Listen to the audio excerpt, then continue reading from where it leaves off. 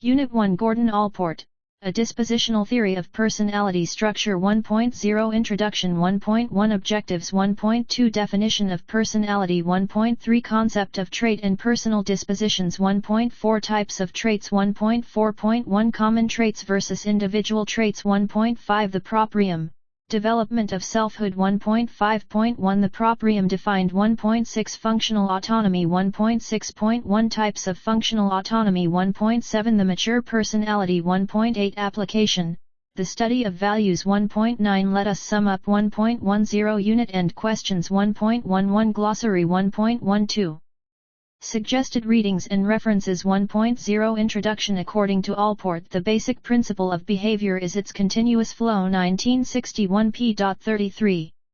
Allport's major personality concepts have to do with motivation, with what makes a person go. At the same time, a person's stream of activity has both a variable portion and a constant portion. Allport describes his constant portion with his concept of trait and the variable portion with what he calls functional autonomy, or the tendency for a behavior to continue to be performed for reasons that differ from the reasons that originally motivated it. Both the trait and functional autonomy are motivational. Many traits have motive power, and functional autonomy explains adult motivation. Whether traits or functional autonomy, Allport talks about dynamics of personality. 1.1 Objectives On completion of this unit, you will be able to define personality in terms of Allport's approach, explain the various traits that contribute to personality, enumerate the different traits and differentiate between the various traits, define functional autonomy of motives, and analyze various factors contributing to mature personality. Gordon Allport, A Dispositional Theory of Personality 5 Theories of Personality 261.2 Definition of Personality Personality is the dynamic organization within the individual of those psychophysical systems that determine his unique adjustment to his environment. Allport 1937 p.48 The term dynamic organization refers to important points. Not only is personality constantly developing and changing, but there is within the person some kind of central organization that holds the components of personality together and relates them to each other. The term psychophysical systems implies that person is not just a hypothetical construct formed by the observer but a real phenomenon composed of mind and body elements fused into a personality unity. Allport 1937 p.48. Characteristics in Allport definition signifies the uniqueness of the single person. No two people are alike in this personological systems. Finally, behavior and thought means everything a person does. Personality expresses itself in some way in virtually all observable human actions. While defining personality, Allport clearly makes a distinction between character and temperament. Character means some code of behavior in terms of which people or their acts are evaluated, e.g., a person may be described as having a good or bad character. Temperament refers to those dispositions that are closely linked to biological or physiological determinants. Here, heredity plays an important role, which is the raw material, along with intelligence and physique, out of which personality is made. 1.3 Concept of Trait and Personal Dispositions. Allport defines trait as a neuropsychic structure having the capacity to render many stimuli functionally equivalent, and to initiate and guide equivalent, meaningfully consistent, forms of adaptive and expressive behavior. Allport, 1961 p.347 In simpler terms, a trait is a predisposition to act in the same way in a wide range of situations. For example, if a person is basically shy, he will tend to be quiet and reserved in many different situations, that is, sitting in a classroom, eating at the cafeteria, etc. Traits are psychological entities that render many a stimuli as well as many responses functionally equivalent. In other words, many stimuli may evoke the same response, or many responses, feelings, perceptions, interpretations, actions, have the same functional meaning in terms of the trait. Allport 1966 published an article entitled Traits Revisited, in which he proposed 8 basic defining characteristics of trait. They are as follows. 1. A trait has more than nominal existence. Personality traits are a very real and vital part of everyone's existence. Everyone possesses certain generalized action tendencies. For example, aggressiveness, honesty, etc. These personal characteristics are real and actually exist inside people. To cite an example from real-life situation, imagine a person always telling the truth even at the cost of apprehending one's own intimate friend. 2. A trait is more generalized than a habit. Traits account for the relatively permanent and general features of our behavior, while habits refer to more specific tendencies and are less generalized in terms of the situations which may arouse them or the responses which they evoke. For example, a child may brush his teeth twice daily. This is a habit. But over the years the child may learn to brush the hair, wash and iron clothes, clean the room, and many such activities which are all learned over a period of time and not necessarily habits. All these habits woven together may form the trait of personal cleanliness. 3. A trait is dynamic or at least determinative in behavior. Traits do not lie dormant waiting to be aroused by external stimuli. Traits motivate people to engage in behaviors that are conducive to expressing their traits. To give an example, a student with high sociable trait does not just sit around and wait to attend parties, but actively seeks out parties so that the sociability trait can be expressed. Thus, traits guide and direct a person's actions. 4. A trait's existence may be established empirically. Traits cannot be observed directly, but it is possible to verify their existence. To give an example, repeated actions of the subject, case histories or biographies, or statistical techniques that determine the degree of coherence among separate responses. 5. A trait is only relatively independent of other traits. No trait is independent of the other. They overlap.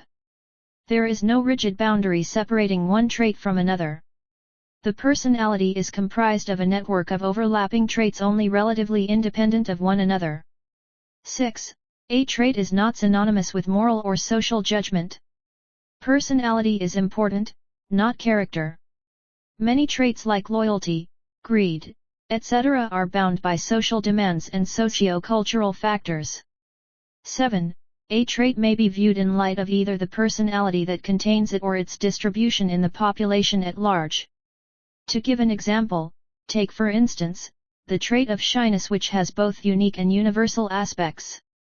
It is unique for the person because it influences a person's life, while as the trait can be studied universally by constructing a reliable and valid shyness scale and determine how people differ on it. 8. Acts or even habits that are inconsistent with a trait are not proof of the non-existence of the trait. Not everyone shows the same degree of integration with respect to a given trait. Also, the same person may possess contradictory traits. Lastly, there are instances where social situations, rather than personality traits, are the prime movers of behavior. Self-assessment questions. 1. Define personality in terms of Allport's theory.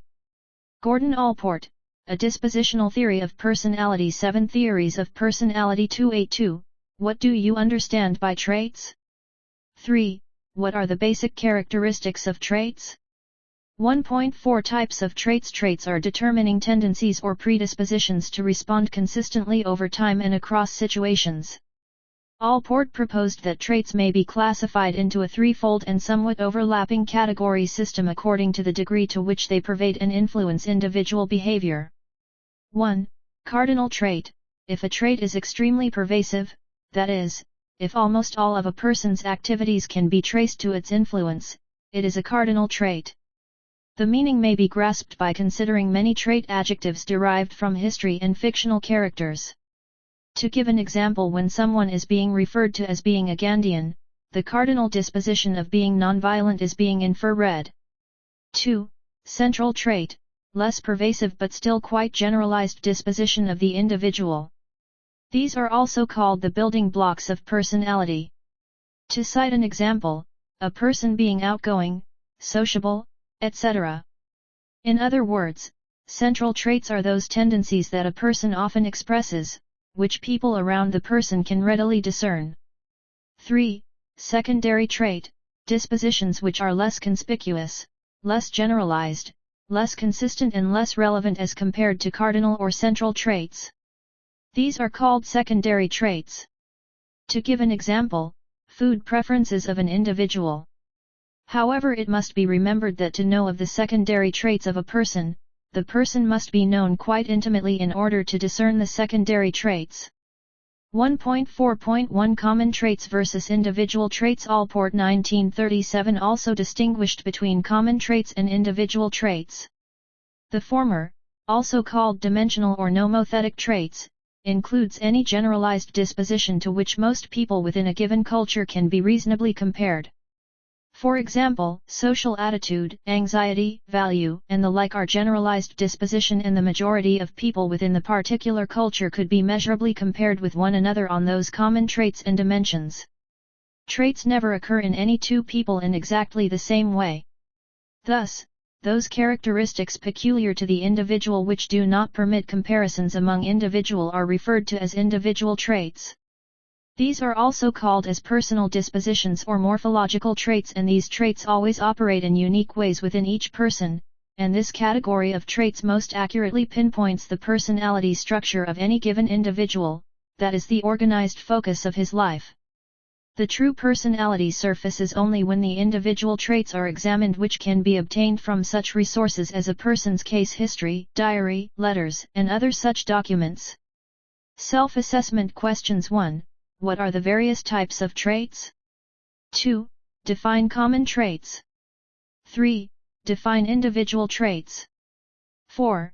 How does one differentiate between common and individual traits? Gordon Allport, A Dispositional Theory of Personality. 9 Theories of Personality. 210 1.5 The Proprium, Development of Selfhood. One thing that motivates human beings is the tendency to satisfy biological survival needs, which Allport referred to as opportunistic functioning. He noted that opportunistic functioning can be characterized as reactive, past-oriented, and biological. Allport also felt that opportunistic functioning was relatively unimportant for understanding most of human behavior, as he was of the view that most behaviors of individuals is motivated by something very different. This different aspect is the one that helps express one's unique self. This type of something motivating the functioning of a person in terms of expressing of the self was termed by Allport as propriate functioning. Allport also said that most of what persons do in life are a matter of being who the persons are, what are their individual qualities, etc. Propriate functioning can be characterized as proactive, future-oriented, and psychological. Propriate comes from the word proprium, which is Allport's name for that essential concept, the self. He had reviewed hundreds of definitions for that concept and came to feel that, in order to be more scientific, it would be necessary to dispense with the common word self and substitute something else. However, despite the word proprium was considered a good substitute, this term never could actually substitute self, and self continue to be used to represent the individual's unique features that motivate the person's behavior. To get an intuitive feel for what propriate functioning means, think of the last time you wanted to do something or become something because you really felt like doing or becoming that something that would be expressive of the things about yourself that you believe to be most important. Remember the last time you did something to express yourself, the last time you told yourself, "That's really me." Doing things in keeping with what you really are, that's propriate functioning. 1.5.1 The proprium defined. Putting so much emphasis on the self or proprium, Allport wanted to define it as carefully as possible. He considered proprium from two basic viewpoints, viz., phenomenological and functional. Phenomenological means the self is considered in terms of what it experiences. Allport suggested that the self is composed of all the aspects of a person experiencing, that is what the person sees as most essential or important and not incidental or accidental. It also means warm as against being cold in terms of emotions, and central, which means that the self is the central part and not peripheral of the self. Allport considered the self as having 7 functions, as given below: 1. Sense of body. 2. Self-identity. 3. Self-esteem. 4. Self-extension. 5. Self-image. 6. Rational coping. 7. Propriate striving. Table below shows the propriate functions of personality in order of their sequential appearance in the developing individual.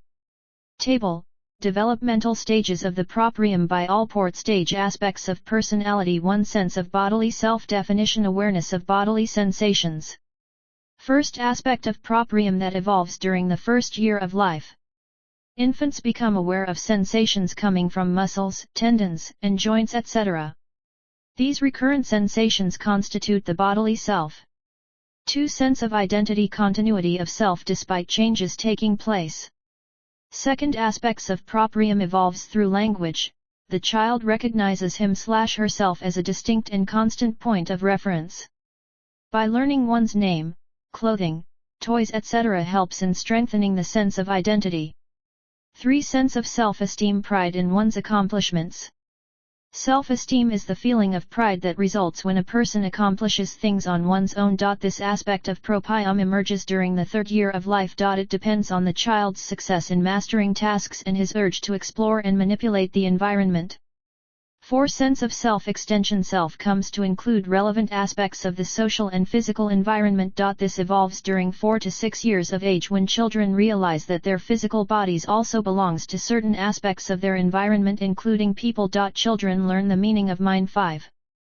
Self-image. Aspirations of the person begins to reflect the goals and expectations of significant others. It evolves around 5 or 6 years.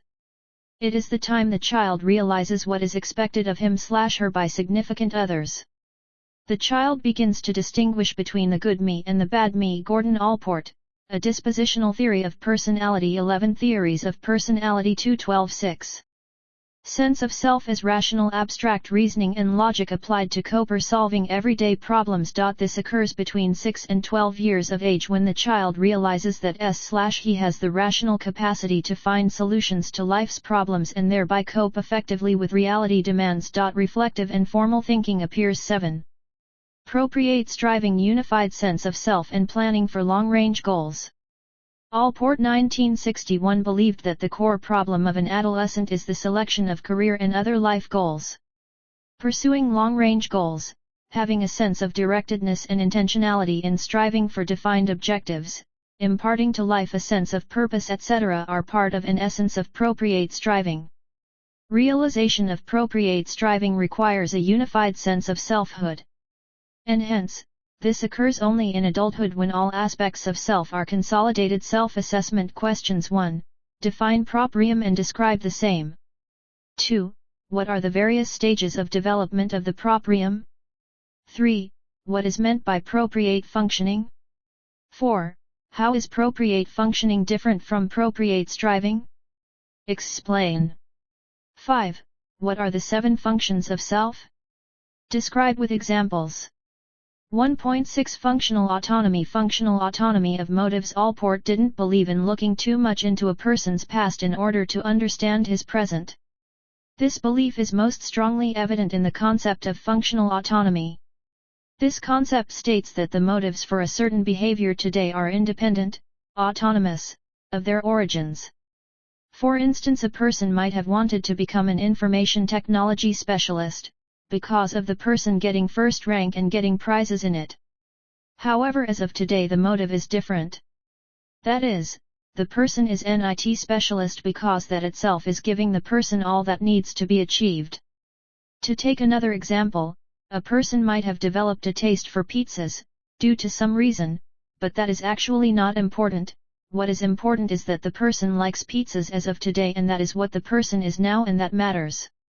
Allport thus did not believe in looking too much into a person's past in order to understand the present. This perhaps led to the term functional autonomy, in which a person's motives today are independent, autonomous, of their origins. The concept of functional autonomy of motives provides the necessary base for a theory of motivation. It simply means that adult motives are not related to past motives. The past is past, there are no strings attached.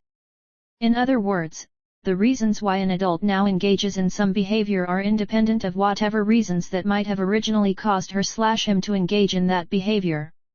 Allport suggested that much of adult behavior is caused by functionally autonomous motives. For example, he pointed to the case of a young student who first undertakes a field study in college because it is required, because it pleases his parents, or because it comes at a convenient hour. As he starts working, he finds himself absorbed in the topic, perhaps for life. The original motives with which he started on the project is no more present.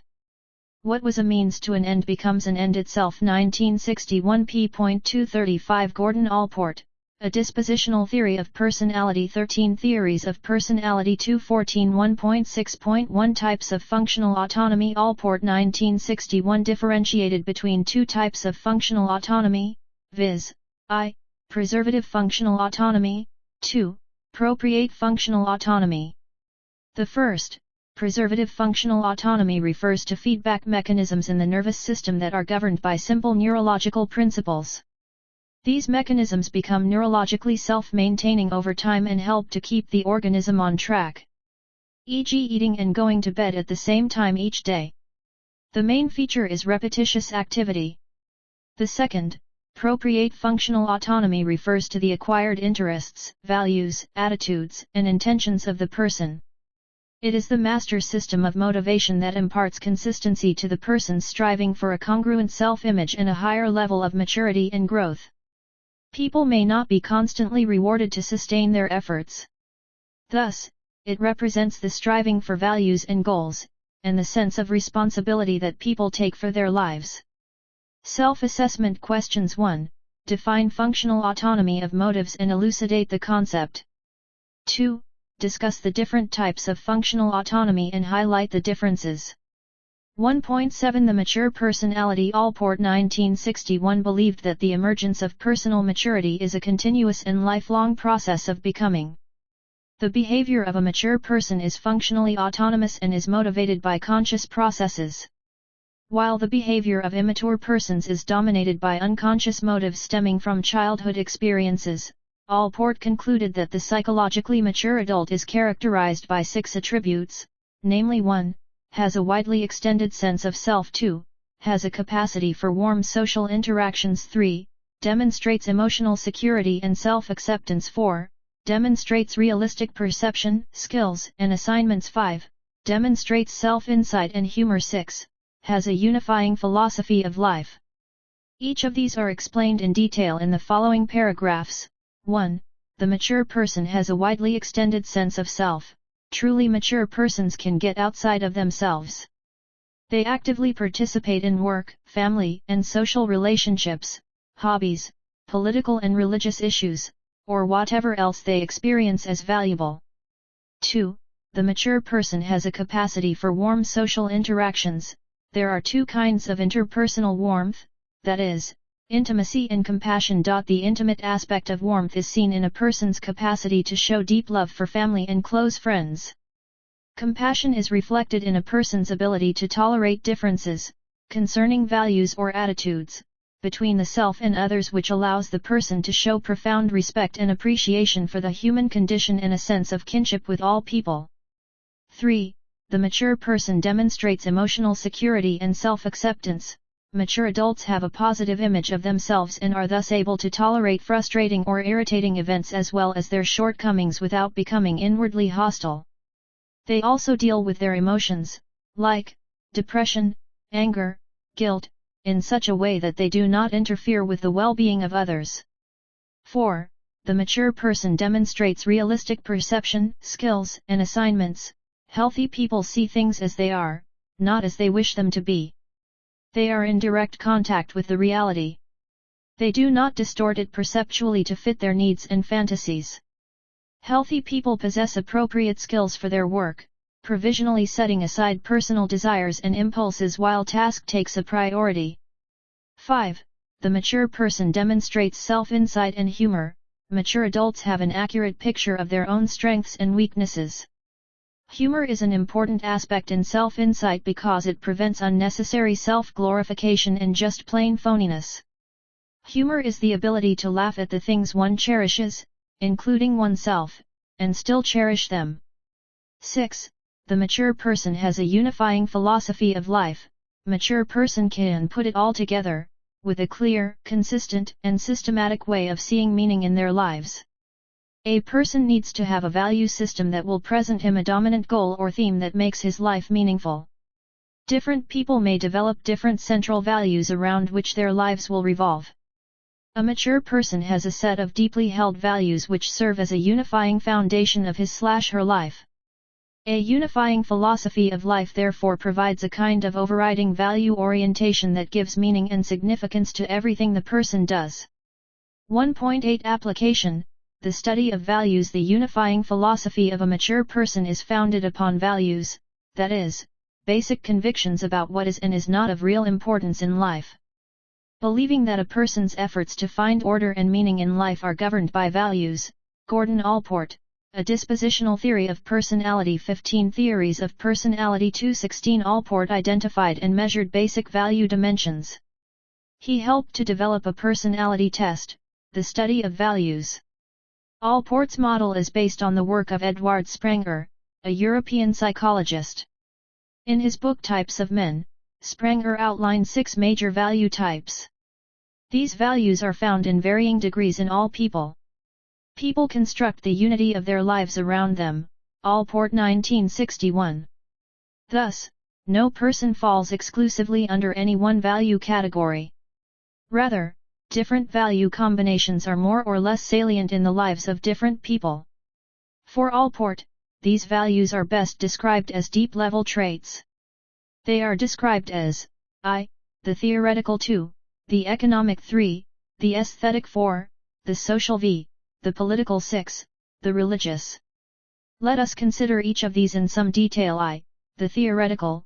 The person is primarily concerned with the discovery of truth. Such a person is characterized by a rational, critical, and empirical approach to life. The person is highly intellectual and tends to pursue a career in science or philosophy. 2. The economic. The economic person places highest value on whatever is useful or pragmatic. Such a person is highly practical and is keenly interested in making money. 3. The aesthetic. This person places the highest value on form and harmony. Every single experience is given importance from the point of view of grace, symmetry, or fitness. 4. The social. The highest value of the social type is love of people. Such a person is likely to view the theoretical, economic, and aesthetic attitudes as cold and inhuman, and thus would regard love as the only suitable form of relationship. V. The political. The main interest of the political person is power. Such people look out for personal power, influence, and renown above all else. 6. The religious. This person is mainly concerned with understanding the world as a unified whole. The religious person seeks unity and higher meaning in the cosmos. Allport assessed individual differences in the relative strength of these 6 values by means of the study of values scale. Developed and standardized with college students, the test consists of 45 questions and requires 20 minutes to complete. The reliability and validity data support the utility of the test. Average scores on the 6 values differ in the expected directions for different occupational groups, as for example, in the case of business students they score poorly on the aesthetic value, and theology students score poorly on the religious value. Allport et al. 1960. The test reflects Allport's belief that values are an essential part of an individual's personality. 1.9 Let us sum up. Gordon Allport regarded the explanation of an individual's uniqueness as the paramount goal of psychology. He viewed personality as the dynamic organization of those internal psychophysical systems that determine a person's characteristic behavior and thoughts. He considered trait as the most significant unit of analysis for understanding behavior. Traits account for a person's behavioral consistency over time and across situations. They may be classified as cardinal, central, or secondary, according to the degree of pervasiveness within a personality. He also made distinction between common and personal dispositions. The former are generalized traits to which most people within a given culture can be compared, whereas the latter refer to characteristics peculiar to a person which do not permit comparisons with others. The overall construct that unifies traits and provides direction for the person's life is termed the proprium, or self as known, that contributes to an inward sense of unity. Another concept is of functional autonomy. This principle asserts that adult motives are not related to the earlier experiences in which they originally originated. There are 2 types of functional autonomies: preservative functional autonomy, feedback mechanisms in the nervous system, and propriate functional autonomy, the person's acquired interests, values, attitudes, and intentions. The latter allows for the development of the truly mature person. 1.10 Unit End Questions 1. How important is Allport's concept of proprium in describing the total personality? 2. What do you think of Allport's concept of functional autonomy? 3. How well do Allport's 6 characteristics of a mature personality fit your own idea of what constitutes a healthy personality? 4. What are the various values put forward by Allport? 1.11 Glossary Bodily Self, Cardinal Disposition, Central Disposition, Character, Common Trait, that aspect of the proprium based on the person's perception of his/her body. Allport considered it to be a lifelong anchor of self-awareness. A characteristic so pervasive that virtually all a person's activities can be traced to its influence. A characteristic that influences the person's behavior in a variety of settings. Central traits are the building blocks of personality structure. Term used to refer a moral standard or value system against which a person's actions are evaluated. Any generalized disposition against which most people within a given culture can reasonably be compared. Nomothetic trait. Gordon Allport, A Dispositional Theory of Personality. 17 Theories of Personality. 2 Dispositional Perspective, an approach to personality emphasizing the enduring qualities or traits that reside within the person and that render the person's behavior consistent over time and across situations. Functional autonomy, process whereby a given form of behavior becomes an end or goal in itself despite the fact that it may originally have been adopted for another reason. What was formerly a means to an end becomes an end itself. Individual trait, a trait unique to the individual, personal disposition. Appropriate striving, the person's motivation to enhance self through the pursuit of important, long-range goals. Such motivation will increase the level of tension. Proprium, all aspects of a person that make him unique. It represents creative, forward-moving and positive quality of human nature. Psychophysical system, an important aspect of Allport's definition which suggests that both mental and physical factors must be considered when we seek to understand human functioning. Secondary disposition, a trait that has little or no influence on behavior, as for example, a specific food preference. Self is a rational coper, a person's realization that he can cope effectively with reality demands and achieve personal goals. Self-esteem, the favorableness of a person's self-image. Self-extension, the person's feelings about his/her material possessions. Self-identity, the person's recognition of self as a distinct and constant point of reference relative to others. Self-image, the diversity of roles a person plays in order to gain the approval of others and to manage their impressions of who and what the person is. Self-objectification, the ability to view oneself objectively and to recognize one's strengths and weaknesses. 1.12 Suggested readings and references. Allport G.W., 1960. Personality and Social Encounter, Selected Essays. Boston, Beacon Press. Allport G.W., 1961. Pattern and Gauth in Personality. New York Holt Reinhardt and Winston. Hell L.A. and Ziegler, D.J., 1992. Personality Theories. Basic Assumptions, Research, and Applications. McGraw-Hill Inc. 18 References. Allport G.W., 1937. Personality, A Psychological Interpretation. New York, Holt, Reinhardt, and Winston. Maddie S.R., 1989. Personality Theories. A Comparative Analysis, 5th edition. Homewood, I.L., Dorsey Press. Michel W., 1968. Personality and Assessment. New York Wiley. Pervin L.A., 1989. Personality, Theory and Research, 5th edition. New York Wiley. Gordon Allport, A Dispositional Theory of Personality. 19 Theories of Personality. 2 Unit 2 Raymond Cattell, A Trait Theory of Personality Structure 2.0 Introduction 2.1 Objectives 2.2 Cattell's Trait Theory of Personality 2.2.1 The Formula for Personality 2.3 Categories of Traits 2.4 Role of Heredity and Environment 2.5 Constitutional versus Environmental Mold Traits 2.6 Ability, Temperament, and Dynamic Traits 2.7 Common versus Unique Traits 2.8 Let us sum up 2.9 Unit End Questions 2.10 Glossary 2.11 Suggested readings and references 2.0 Introduction Cattell's theory seeks to explain the complicated transactions between the personality system and the more inclusive socio-cultural matrix of the functioning organism. He suggested that an adequate theory of personality must take into account the multiple traits that comprise the personality, the extent to which these traits are genetically and environmentally determined, and the ways in which genetic and environmental factors interact to influence behavior. He is also of the opinion that an appropriate theory of personality must take into account the multiple traits that comprise the personality, the extent to which these traits are genetically and environmentally determined, and the ways in which genetic and environmental factors interact to influence behavior.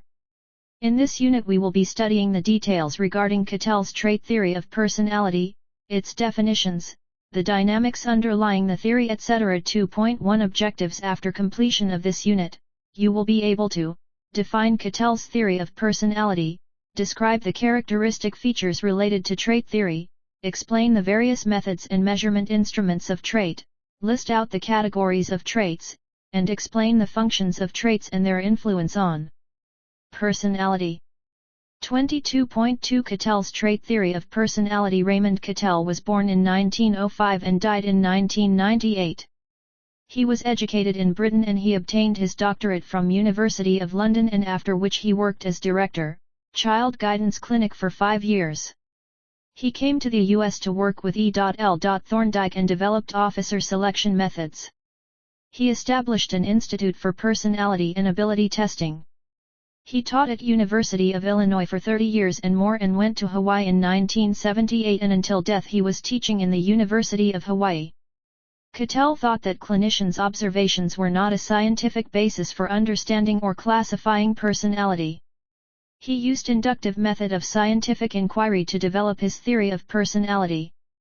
That is, he gathered large amount of data and used factor analysis on the data looking for clusters. For Cattell, personality was that which permitted a prediction of what a person will do in a given situation. The underlying basic factors of a person's personalities was termed by him as source traits. He used factor analysis and found common clusters of surface traits. These clusters were termed by Cattell as source traits.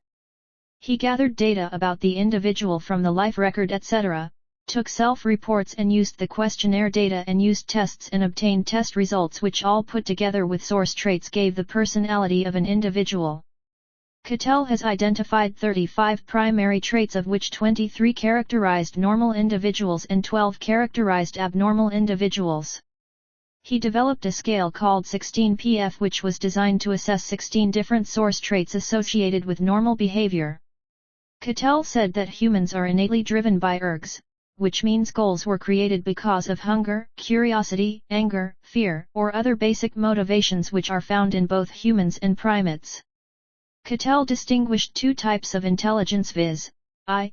Fluid intelligence, 2. Crystallized intelligence. According to him, fluid intelligence allows the persons to learn new things regardless of past experience, whereas the crystallized intelligence is the ability to solve problems based upon previous experience.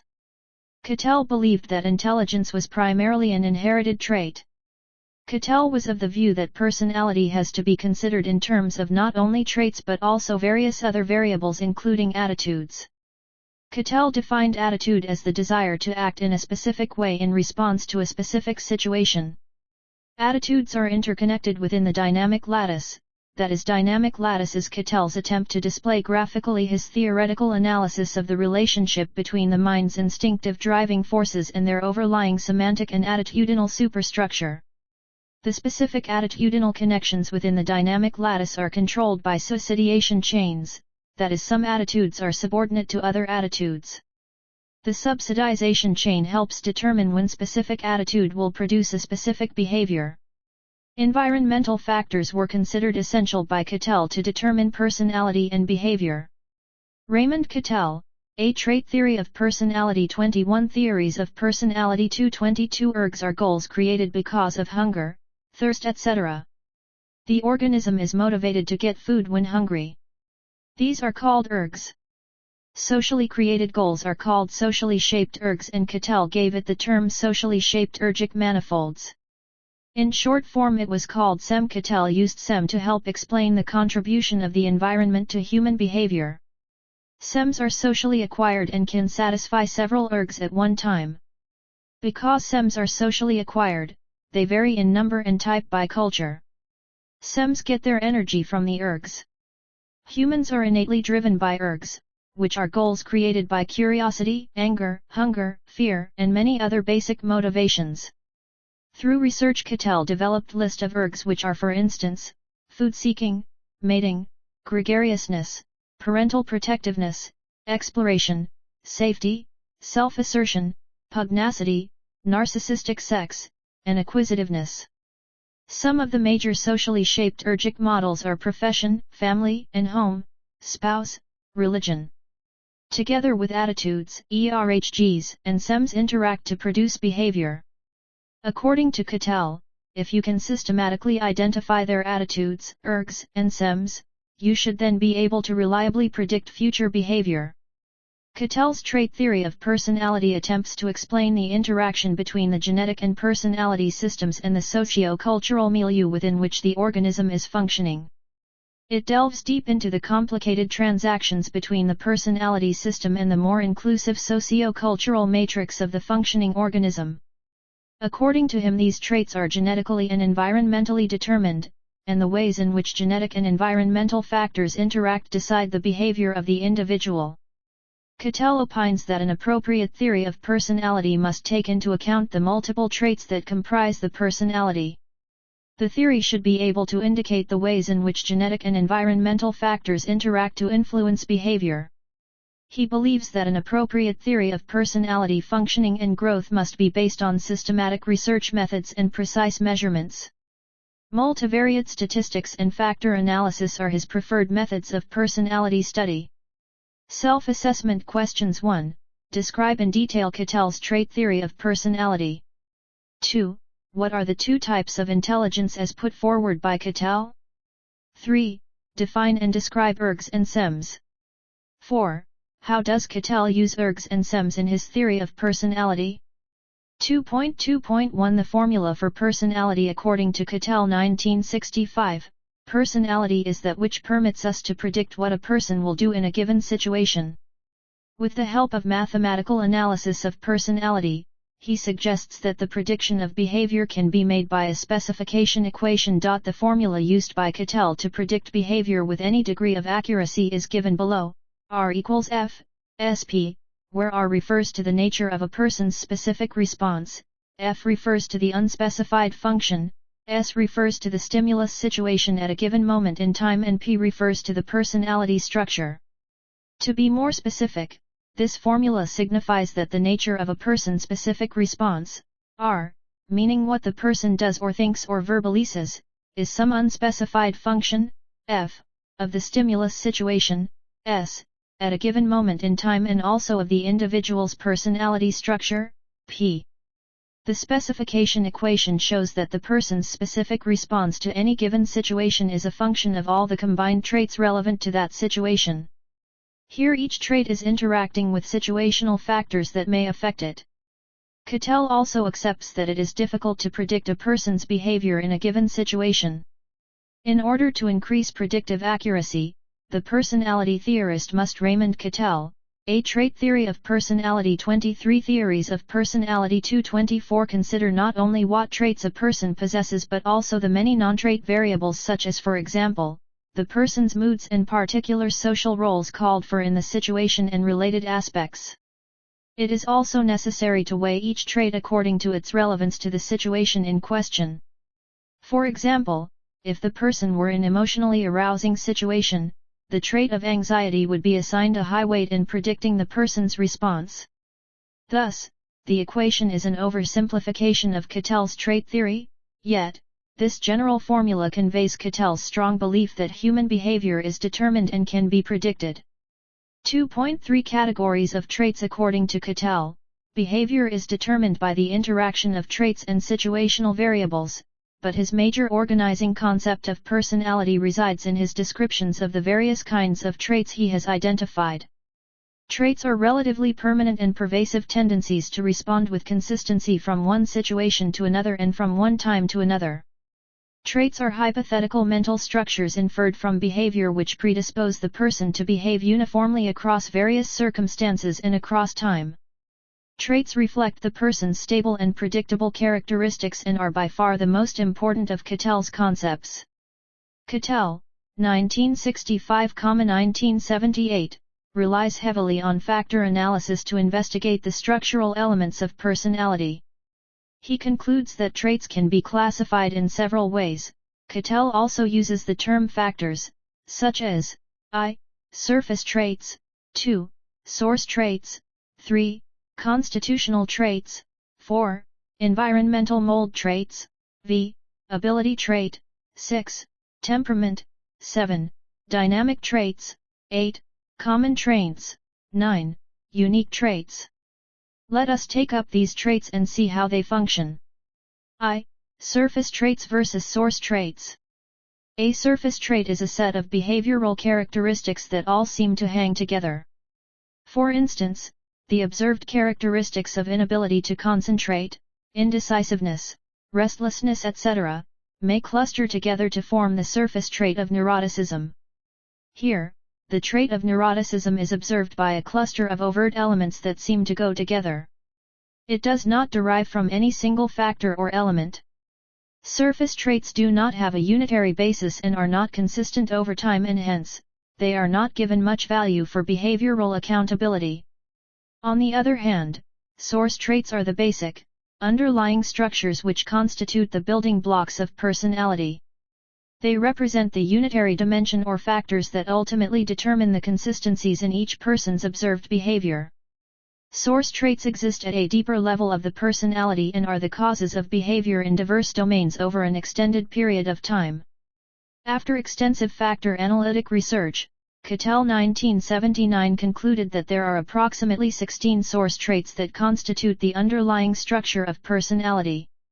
These were put forward by him as I. Warmth, 2. Reasoning, 3.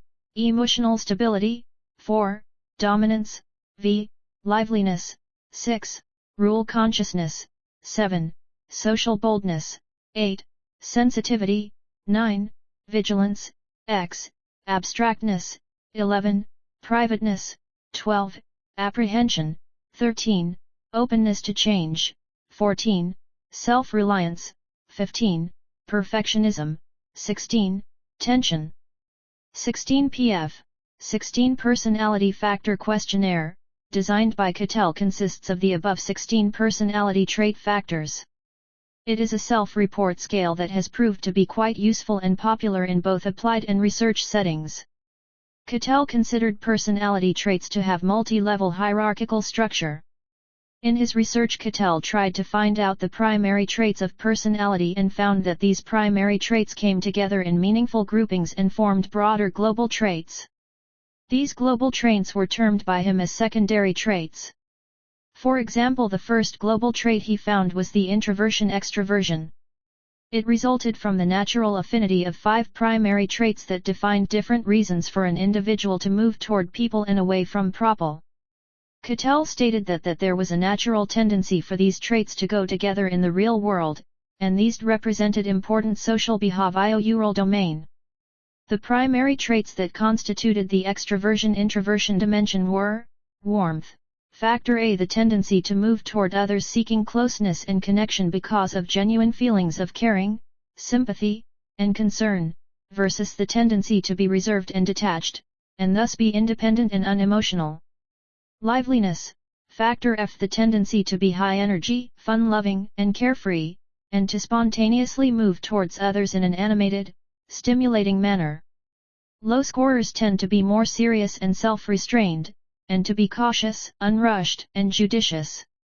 Social boldness, factor H. The tendency to seek social interaction in a confident, fearless manner, enjoying challenges, risks, and being the center of attention. Low scorers tend to be shy and timid, and to be more modest and risk-avoidant. Forthrightness, factor N. The tendency to want to be known by others, to be open, forthright, and genuine in social situations, and thus to be self-revealing and unguarded. Low scorers tend to be more private and unself-revealing, and to be harder to get to know. Affiliative, factor Q2. The tendency to seek companionship and enjoy belonging to and functioning in a group, inclusive, cooperative, good follower, willing to compromise. Low scorers tend to be more individualistic and self-reliant and to value their autonomy. In a similar manner, Cattell and his colleagues found that 4 other primary traits consistently merged to define another global factor called as receptivity or openness, versus tough-mindedness. This factor was made up of 4 primary traits that describe different kinds of openness to the world, and these were identified as openness to sensitive feelings, emotions, intuition, and aesthetic dimensions, sensitivity, factor I, openness to abstract, theoretical ideas, conceptual thinking, and imagination, abstractedness, factor M, openness to free thinking, inquiry, exploration of new approaches, and innovative solutions, openness to change, factor Q1, and openness to people and their feelings, warmth, factor A. Raymond Cattell, A Trait Theory of Personality, 25 Theories of Personality 226. Another global factor, self-controlled, or conscientious, versus unrestrained, resulted from the 4 primary factors that came together. These were as given below.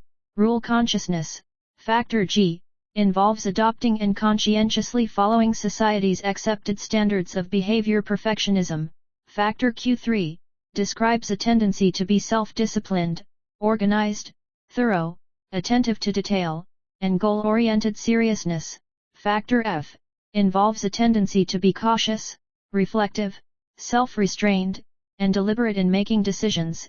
And groundedness, factor M, involves a tendency to stay focused on concrete, pragmatic, realistic solutions. Because the global factors were developed by factor analyzing the primary traits, the meanings of the global traits were determined by the primary traits which made them up. In addition, the global factors helped in understanding the meaning and function of each of the primary traits. Thus, the 2 levels of personality are essentially interconnected and interrelated. Self-assessment questions. 1. Define and elucidate Rs equals F, SP. 2. What are the different categories of traits? 3. What is a source trait and a surface trait? 4. Put forward the 16 personality factors. How did Cattell arrive at these traits? 2.4 Role of heredity and environment. Cattell has tried to determine the relative contributions of heredity and environment to the development of traits. He devised a statistical technique for this purpose and called it Multiple Abstract Variance Analysis, MAVA. This test estimates not only the presence or absence of genetic influence but also the degree to which traits are due to genetic or to environmental influences. Cattell 1960. MAVA involves gathering data on the resemblances between identical twins raised in the same family, non-twin siblings raised in the same family, identical twins raised apart, and non-twin siblings raised apart. Results from MAVA technique, based on personality tests administered to assess a particular trait, suggest that the importance of genetic and environmental influences varies widely from trait to trait.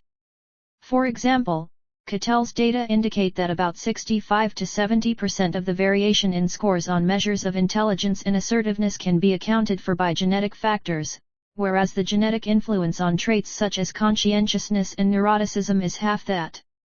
Cattell estimates that about 2/3 of personality is determined by environmental influences and 1/3 by heredity. Along with immediate situational factors, Cattell believes that much of people's behavior is determined by the groups to which they belong, such as families, peer groups, school, and the like. Just as people can be described in terms of their traits, so can traits be used to describe social groups with which people are associated. The trait dimensions along which groups can be objectively described are called their centality. Using factor analysis, Cattell 1949 studied the centality of various religious, school, and peer groups. He also studied several traits that compose the centality of entire nations, Cattell et al., 1952. The major traits found to identify the centality of countries included size, morale, affluence, and industriousness. 2.5 Constitutional versus environmental. Mold traits. Source traits can be divided into two subtypes depending on their origin. Constitutional traits derive from the biological and physiological conditions of the person. For instance, recovery from cocaine addiction may cause a person to be momentarily irritable, depressed, and anxious. Cattell would suggest that these behaviors result from changes in the person's physiology and thus reflect constitutional source traits. Environmental mold traits are determined by influences in the social and physical environment.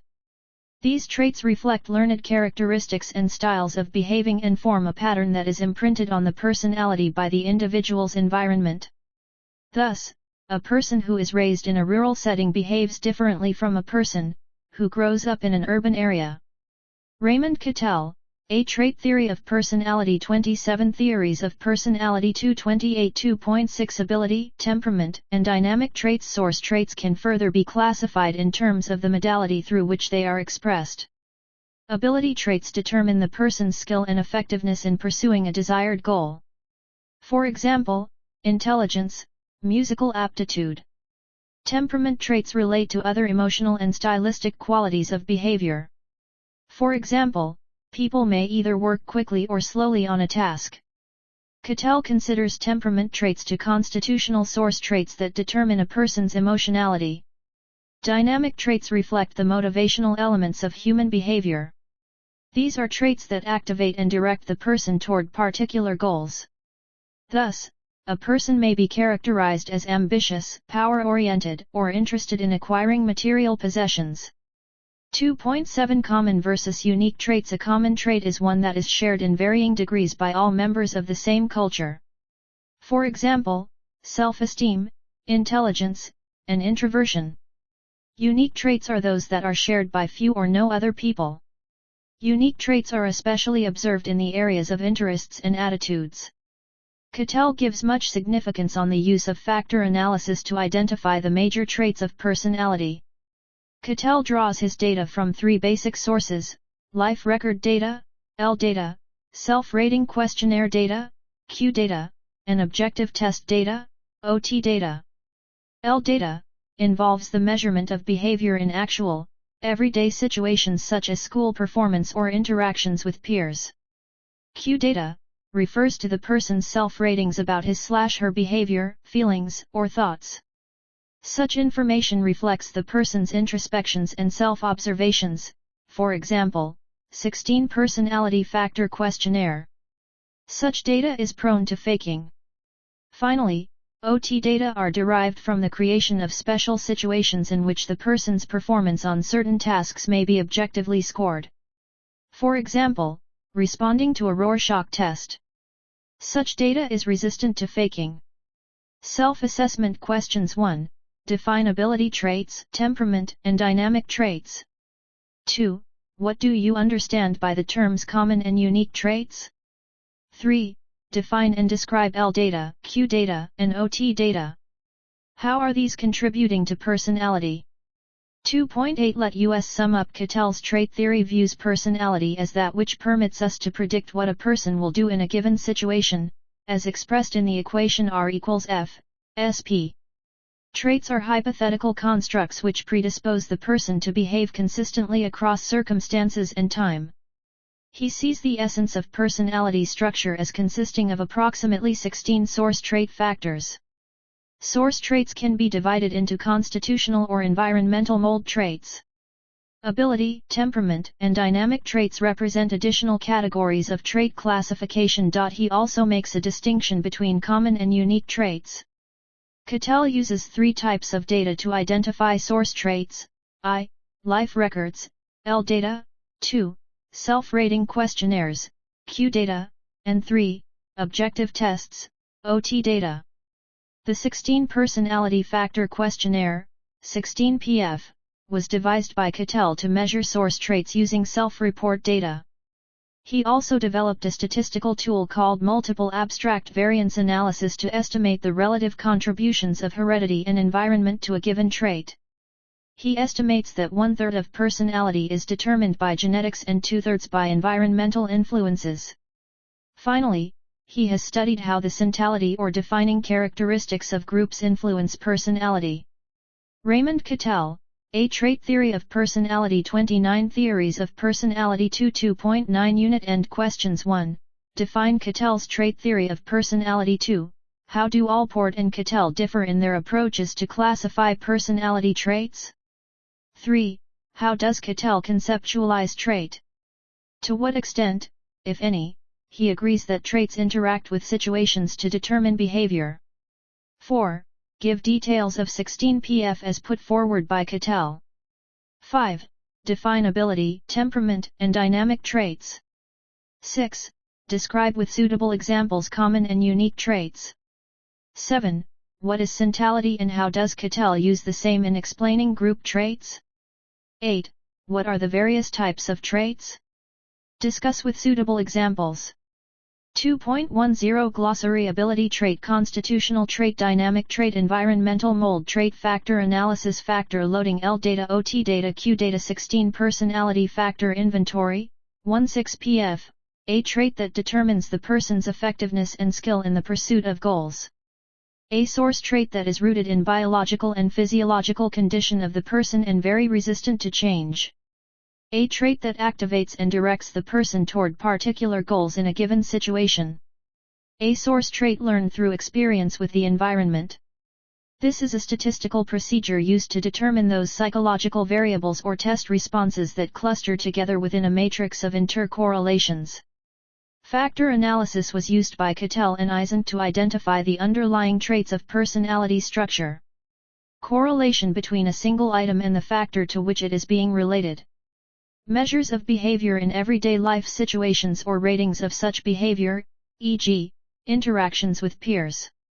Measures of a person's performance on tasks that may be objectively scored, e.g., responses to an ink blot.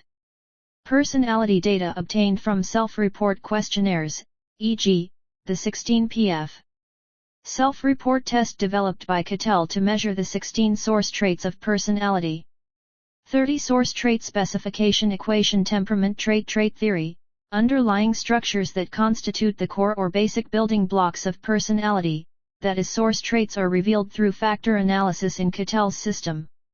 Formula to indicate that a person's response is a consequence of the stimulus situation at a given moment as well as all the traits relevant to the situation.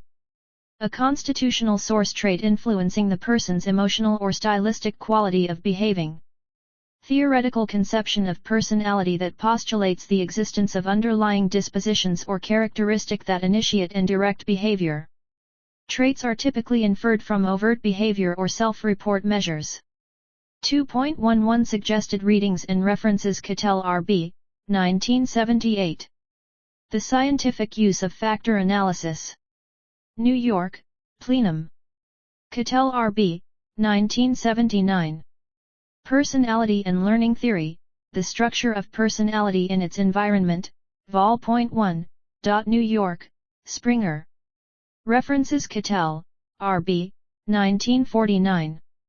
The Dimensions of Culture Patterns by Factorization of National Character.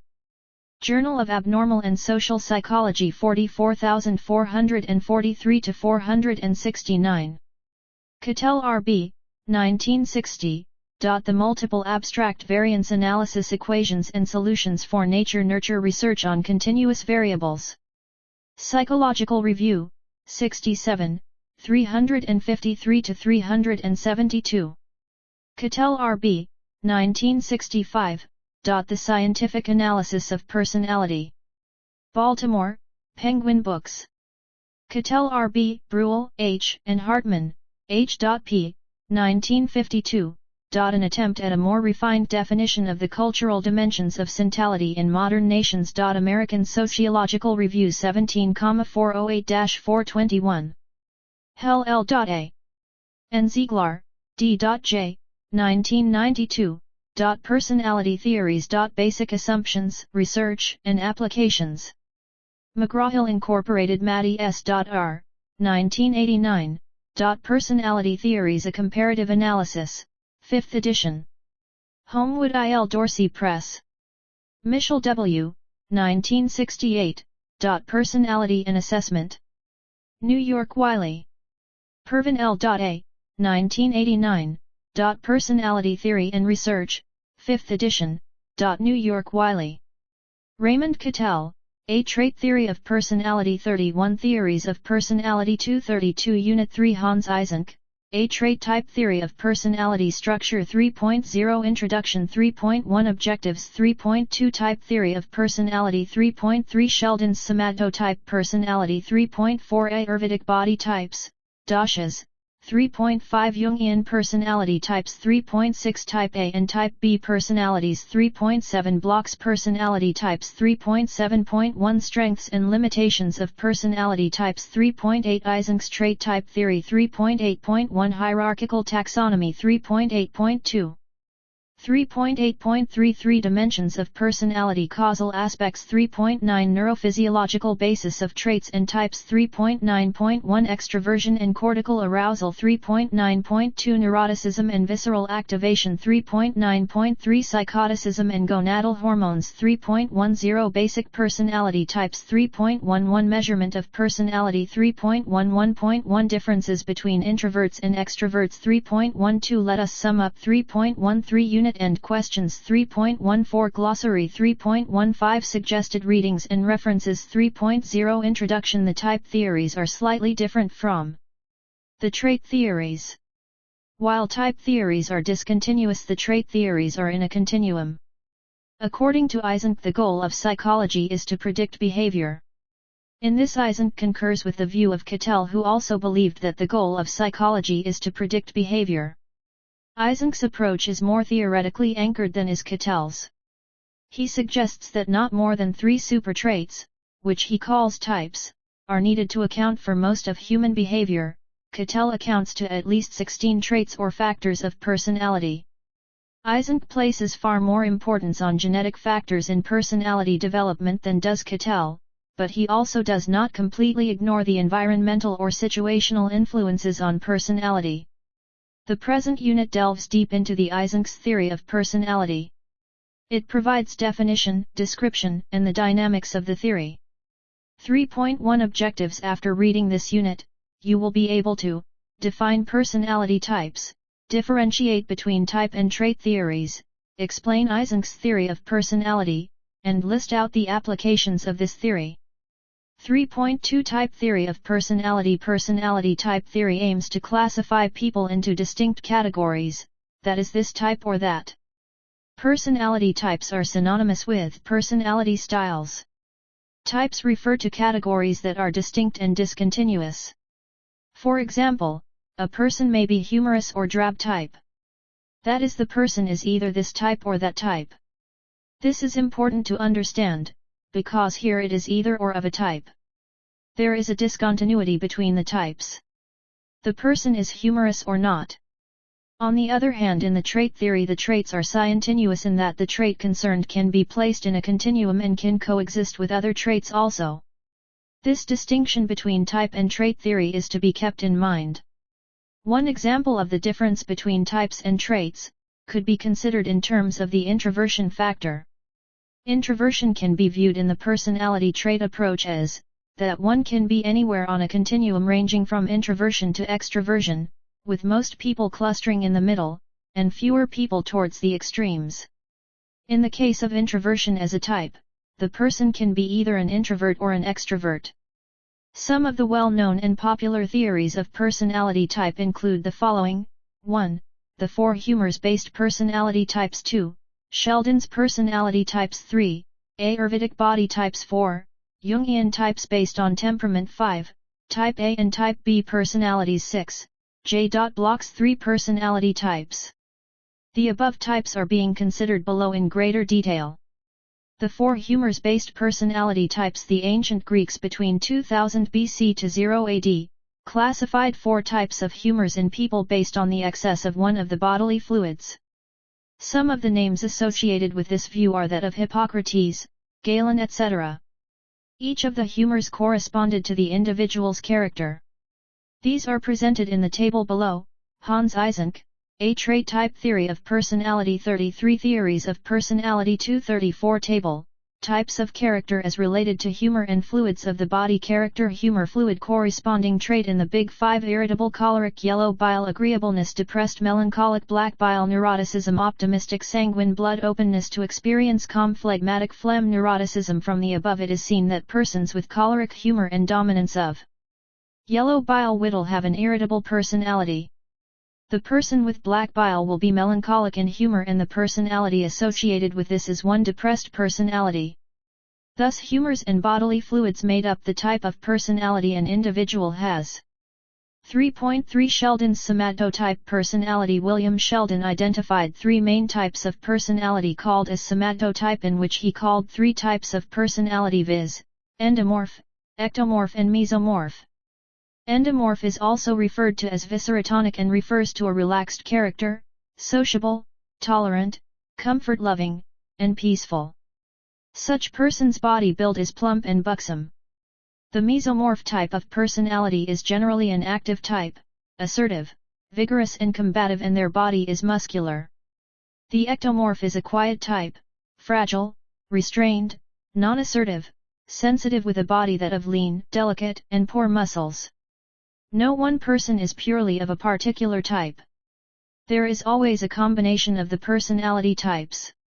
Hence Sheldon further classified a person's somatotype and giving a rating of 1 to 7 on each of the 3 body types. In this scale 1 indicated very low and 7 indicated very high, and in between there were more or less of the types of personality identified. To give examples, one could state that a stereotypical basketball player will be ectomorph, 7, endomorph, 1, and mesomorph, 1. On the other hand, a wrestler like Muhammad Ali will be endomorph, 1, mesomorph, 7, and ectomorph, 1. More specifically, a common man walking on the street would be, for instance, a lanky individual will have ectomorph, 5, endomorph, 2, and mesomorph, 3. An example of a person of average height who is moderately muscular will be endomorphic, 4, mesomorphic, 5, and ectomorphic, 3.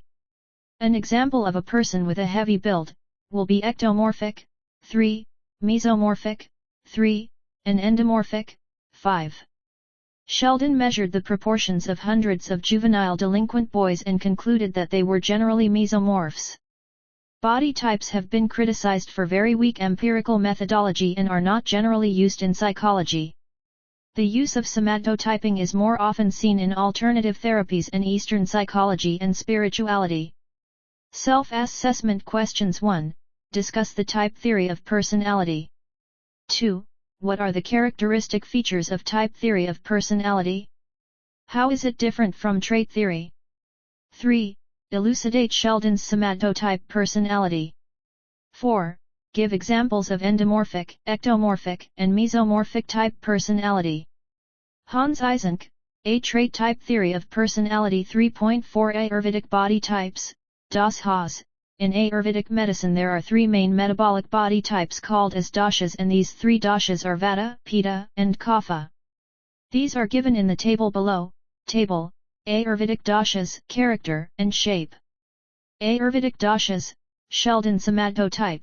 Character: shape Vata, ectomorph, changeability, unpredictability, variability in size, shape, mood, and action. Moody, enthusiastic, imaginative, and impulsive. Quick to grasp ideas and good at initiating things but poor at finishing them. Energy fluctuates, with jagged peaks and valleys, able, tolerant, comfort-loving, peaceful, slender with prominent features, joints, and veins, with cool, dry skin. Eat and sleep erratically. Prone to anxiety, insomnia, premenstrual syndrome, in women, and constipation. 35 Theories of Personality. 2 Ayurvedic doshas, Sheldon somatotype, character: shape Pitta, mesomorph, relatively predictable. Quick, articulate, biting intelligence, and can be critical or passionate with short, explosive tempers. Efficient and moderate in daily habits, eats and sleeps regularly. Medium build, strength, and endurance. Well proportioned and easily maintains a stable weight. Often fair-haired, red, or blonde, ruddy complexion. Tends to sweat heavily and are warm and often thirsty. Prone to acne, ulcers, hemorrhoids, and stomach ailments. Kapha, endomorph, relaxed. Slow to anger, slow to eat, slow to act. They sleep long and heavily. Tends to procrastinate and be obstinate. Solid, heavy, and strong, with a tendency to be overweight, slow digestion and somewhat oily hair, and cool, damp, pale skin. Prone to high cholesterol, obesity, allergies, and sinus problems. Table constructed from information at http://www.newyorkbodyscan.com. Ayurvedicmedicine.html 3.5 Jungian personality types, Myers-Briggs and the 4 temperaments. Jungian psychological types are probably the most widely used and amongst the best known in everyday life. Jung viewed the ultimate psychological task as the process of individuation, based on the strengths and limitations of the psychological type. Myers-Briggs developed the Myers-Briggs Type Indicator, a commercially available questionnaire, which is widely used in business, training, etc. This provides information and exercises for better understanding of one's own personality type and that of others with whom the individual interacts and works. Underlying all these typologies are 4 personality functions: extroversion, E; introversion, I. Do you recharge your energy via external contact and activity, extroversion, or spending time in your inner space, introversion? Intuition, N; sensing, S. Do you rely on your inner voice, intuition, or observation, sensing? Thinking, T; feeling, F. When making decisions, what do you rely most on? Your thoughts or your feelings? Judgment, J; perception, P. Do you tend to set schedules and organize your life, judgment, or do you tend 36 to leave the options open and see what happens, perception? Using the letters above, it is possible to have a unique 4-letter code to indicate each of the 16 Jungian personality types, e.g., I am an INTJ. Introvertive, intuitive, thinking and judging type of personality. Keirsey has renamed and reconceptualized the Jungian types, but they relate very closely to the Jungian types. Keirsey refers to temperaments rather than personality. Hans Eysenck, A Trait Type Theory of Personality 3.6 Type A and Type B Personalities. Meyer-Friedman, gave this term. He was a cardiologist and his patients were made to wait in a sitting room where he had put some sofas. He found that interestingly the patients who were very tense and impatient sat at the edge of the sofas and these areas had become worn out. He hypothesized that his patients were driven, impatient people, who sat on the edge of their seats when waiting. He labeled these people Type A personalities. Type A personalities are workaholics, always busy, driven, somewhat impatient, and so on. Type B personalities, on the other hand, are laid back and easygoing. This tetreme is used quite often in both scientific research and in common parlance. Self-assessment questions: 1. What are the different Ayurvedic type personality? 2. How will you compare this with Sheldon's somatotype? 3. What are Jungian personality types? 4. Explain Myers-Briggs 16 personality types. 37 Theories of Personality 238 3.7 Block's Personality Types. J. Block, 1971, identified 3 personality types based on his work with adolescent boys. The 3 types were, for instance, I, well-adjusted or resilient person, adaptable, flexible, resourceful, interpersonally successful. 2. Over-controlling, this is a maladjusted type, uptight, and difficult to deal with person. 3. Under-controlled, another maladjusted type, impulsive, risky, delinquent or even criminal behavior, unsafe sex, etc. While type theories of personality remained popular for a period of time, these theories were criticized as being too simple and that which did not take into consideration the multidimensional aspects and the continuous nature of the personality traits. Despite criticisms against type theories of personality, there are yet certain strengths in these types of personality theories even though considerable weaknesses have been identified. 3.7.1 Strengths and limitations of personality types. Type theory in general has been criticized as oversimplistic because it overlooks the multi-dimensional and continuous nature of personality traits. Individual differences may be qualitative but not quantitative. In other words, there may be a difference in the qualities of personality traits that people possess rather than how much of a trait that one possesses. So measurement of these aspects in quantitative terms is rather difficult. A key strength of the personality type approach is its simple applicability and person-centered relevance. For example, one may be able to complete personality type profiles for helping improve how people get along in relationships and at work. Self-assessment questions. 1. What are type A and type B personality types? 2. What were the 3 personality types put forward by J. Block? 3.8 Eysenck's trait type theory. Eysenck, Hans-Jürgen 1916–97, was a British psychologist. He was known for his theory of human personality. He suggested that personality is biologically determined and is arranged in a hierarchy consisting of types, traits, habitual responses, and specific responses. Eysenck did not believe in Freudian psychoanalysis as he considered it rather unscientific. 1.8.1 Hierarchical taxonomy. According to Eysenck, personality can be studied from either temperamental or cognitive aspects, or both. He focused on the temperament aspect of personality in his Penn model. For better understanding of the Penn model, therefore, the study should begin with its description or taxonomy of personality or temperament. As Eysenck, 1991, states, in any science, taxonomy precedes causal analysis. p. 774. In the course of taxonomy, classification, any organisms can be organized into groups based on characters and their relationships. Eysenck describes in plain terms how taxonomy in the study of personality can be achieved using the correlational technique called factor analysis. In the case of personality study, the organisms concerned are human beings, the characters are traits, measured by experiment, by rating, by self-rating, or in some other way. Traits can be correlated over subjects, or subjects over traits, giving us groups of people showing similarity over traits, or groups of traits, cohering as factors over people. We can then look at the traits, or people, having the highest factor loadings in order to better identify the trait clusters. Eysenck, 1991, p. 775, individual differences in personality or temperament are analyzed in terms of traits, which can be defined as theoretical constructs based on covariation of a number of behavioral acts. Eysenck and Eysenck, 1985, p. 12.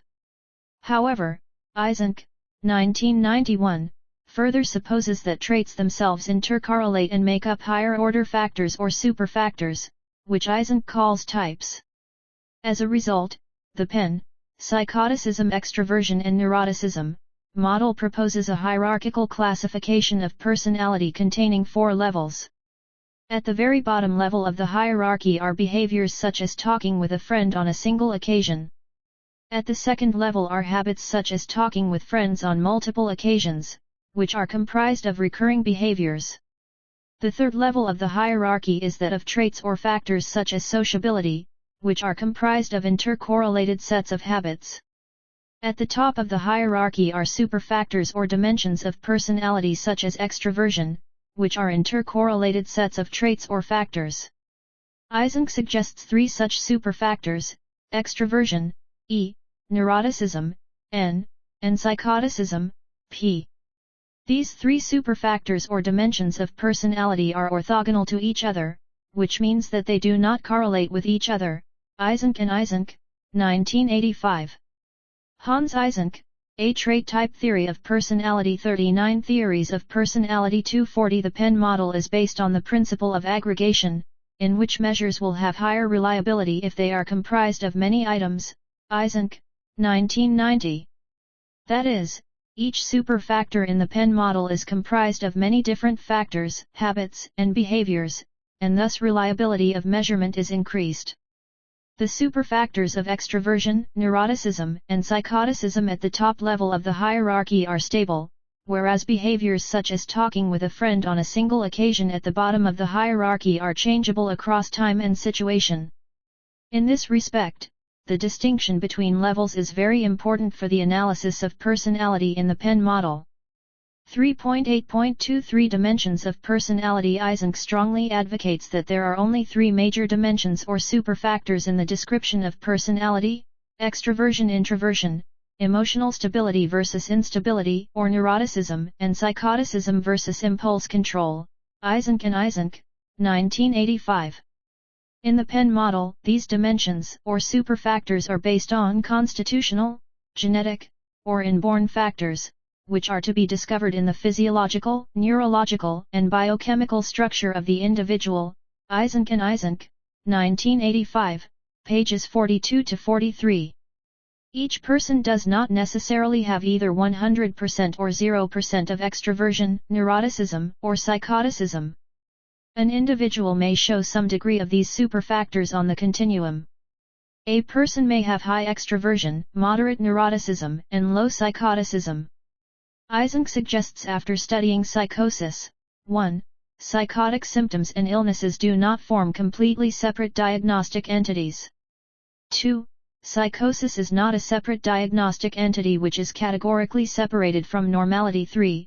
This continuum is co-linear with the concept of psychoticism, embodied in the P-scale of the EPQ. On this continuum, a person with high extroversion is sociable, popular, optimistic, and rather unreliable, whereas a person with low extroversion is quiet, introspective, reserved, and reliable. A person with high neuroticism is anxious, worried, moody, and unstable, whereas a person with low neuroticism is calm, even-tempered, carefree, and emotionally stable. A person with high psychoticism is troublesome, uncooperative, hostile, and socially withdrawn, whereas a person with low psychoticism is altruistic, socialized, empathic, and conventional. Eysenck and Eysenck, 1985.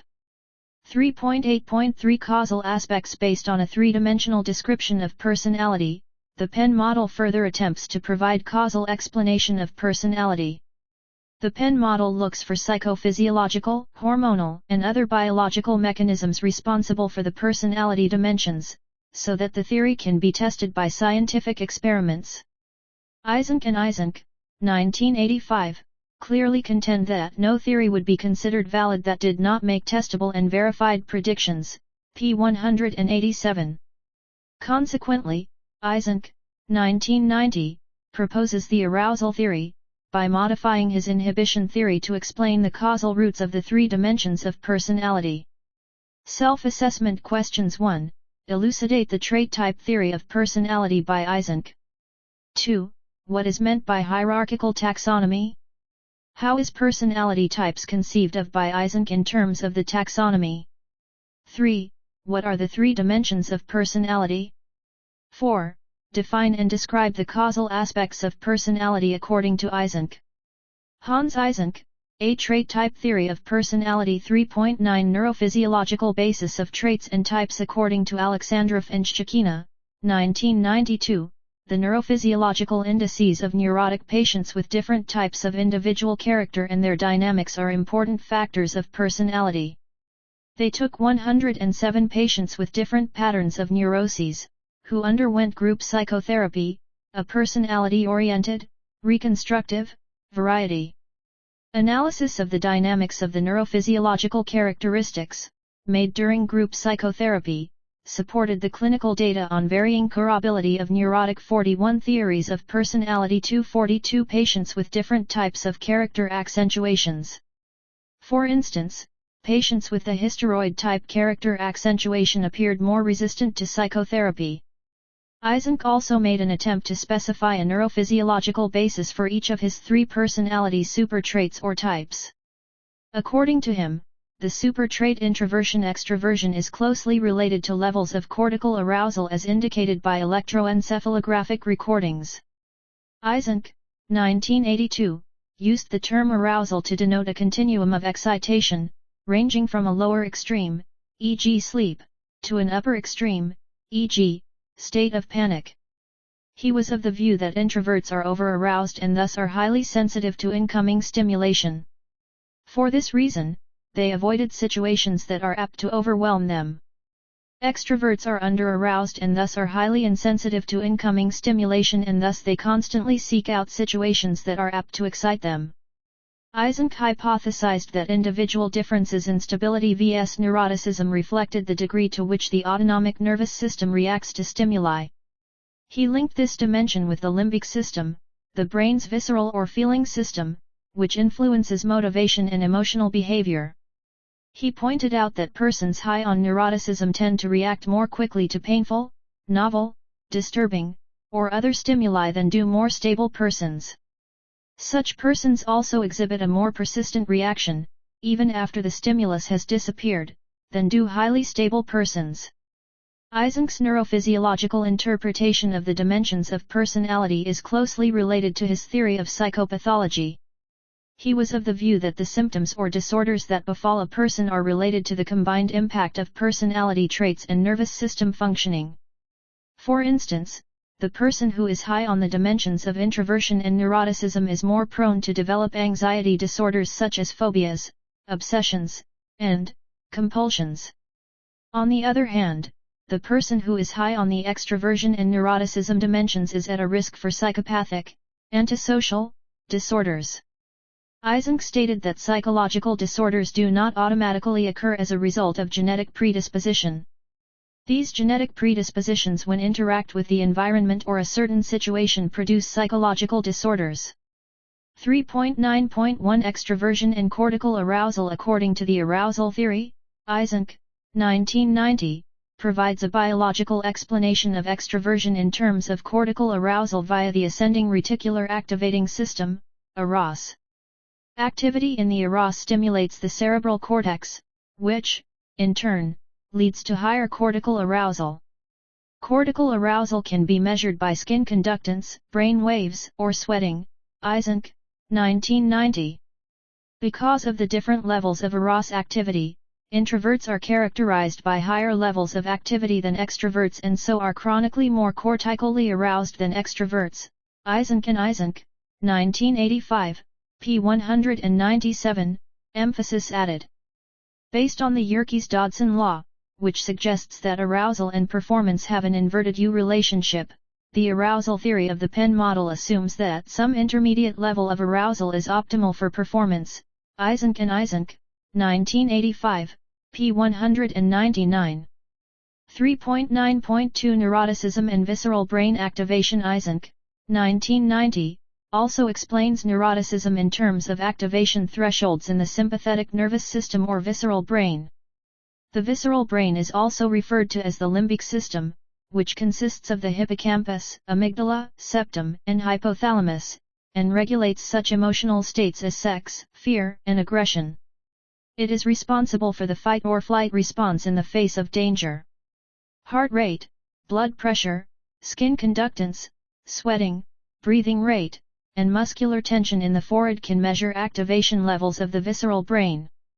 Neurotic individuals have greater activation levels and lower thresholds within the visceral brain. They are easily upset in the face of very minor stresses. However, emotionally stable people are calm under such stresses because they have lesser activation levels and higher thresholds, Eysenck, 1990. 3.9.3 Psychoticism and gonadal hormones. Eysenck, 1990, also provides a biological explanation of psychoticism in terms of gonadal hormones such as testosterone and enzymes such as monoamine oxidase, MAO.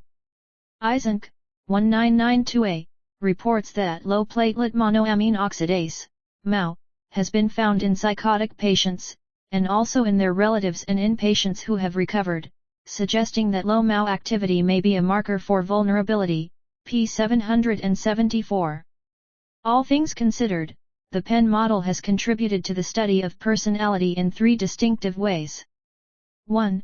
It combines both descriptive and causal aspects of personality in one theory, Eysenck, 1997, Stelmach, 1997. This characteristic clearly distinguishes the Penn model from most other trait theories such as the five-factor model, Costa and McRae, 1992a, 1992b, Eysenck, 1991, 1992b, 1992c. 2. It provides causal explanations in addition to the description of personality. 3. The Penn model is supported by more credible evidence than purely descriptive models. 4. The Penn model is comprehensive in description by proposing a hierarchy of 4 levels and by making a clear distinction among those levels.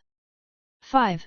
Finally, the Penn model becomes most compelling because of its experimental approach to the study of personality, which makes the model more testable.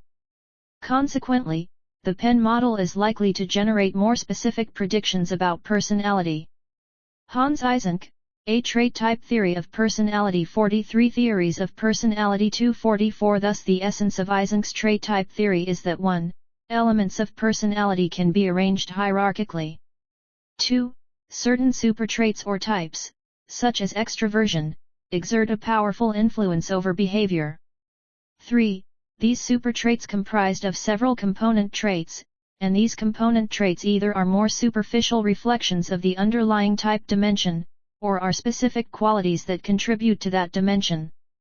According to Eysenck, traits are composed of numerous habitual responses, which, in turn, are derived from a multitude of specific responses.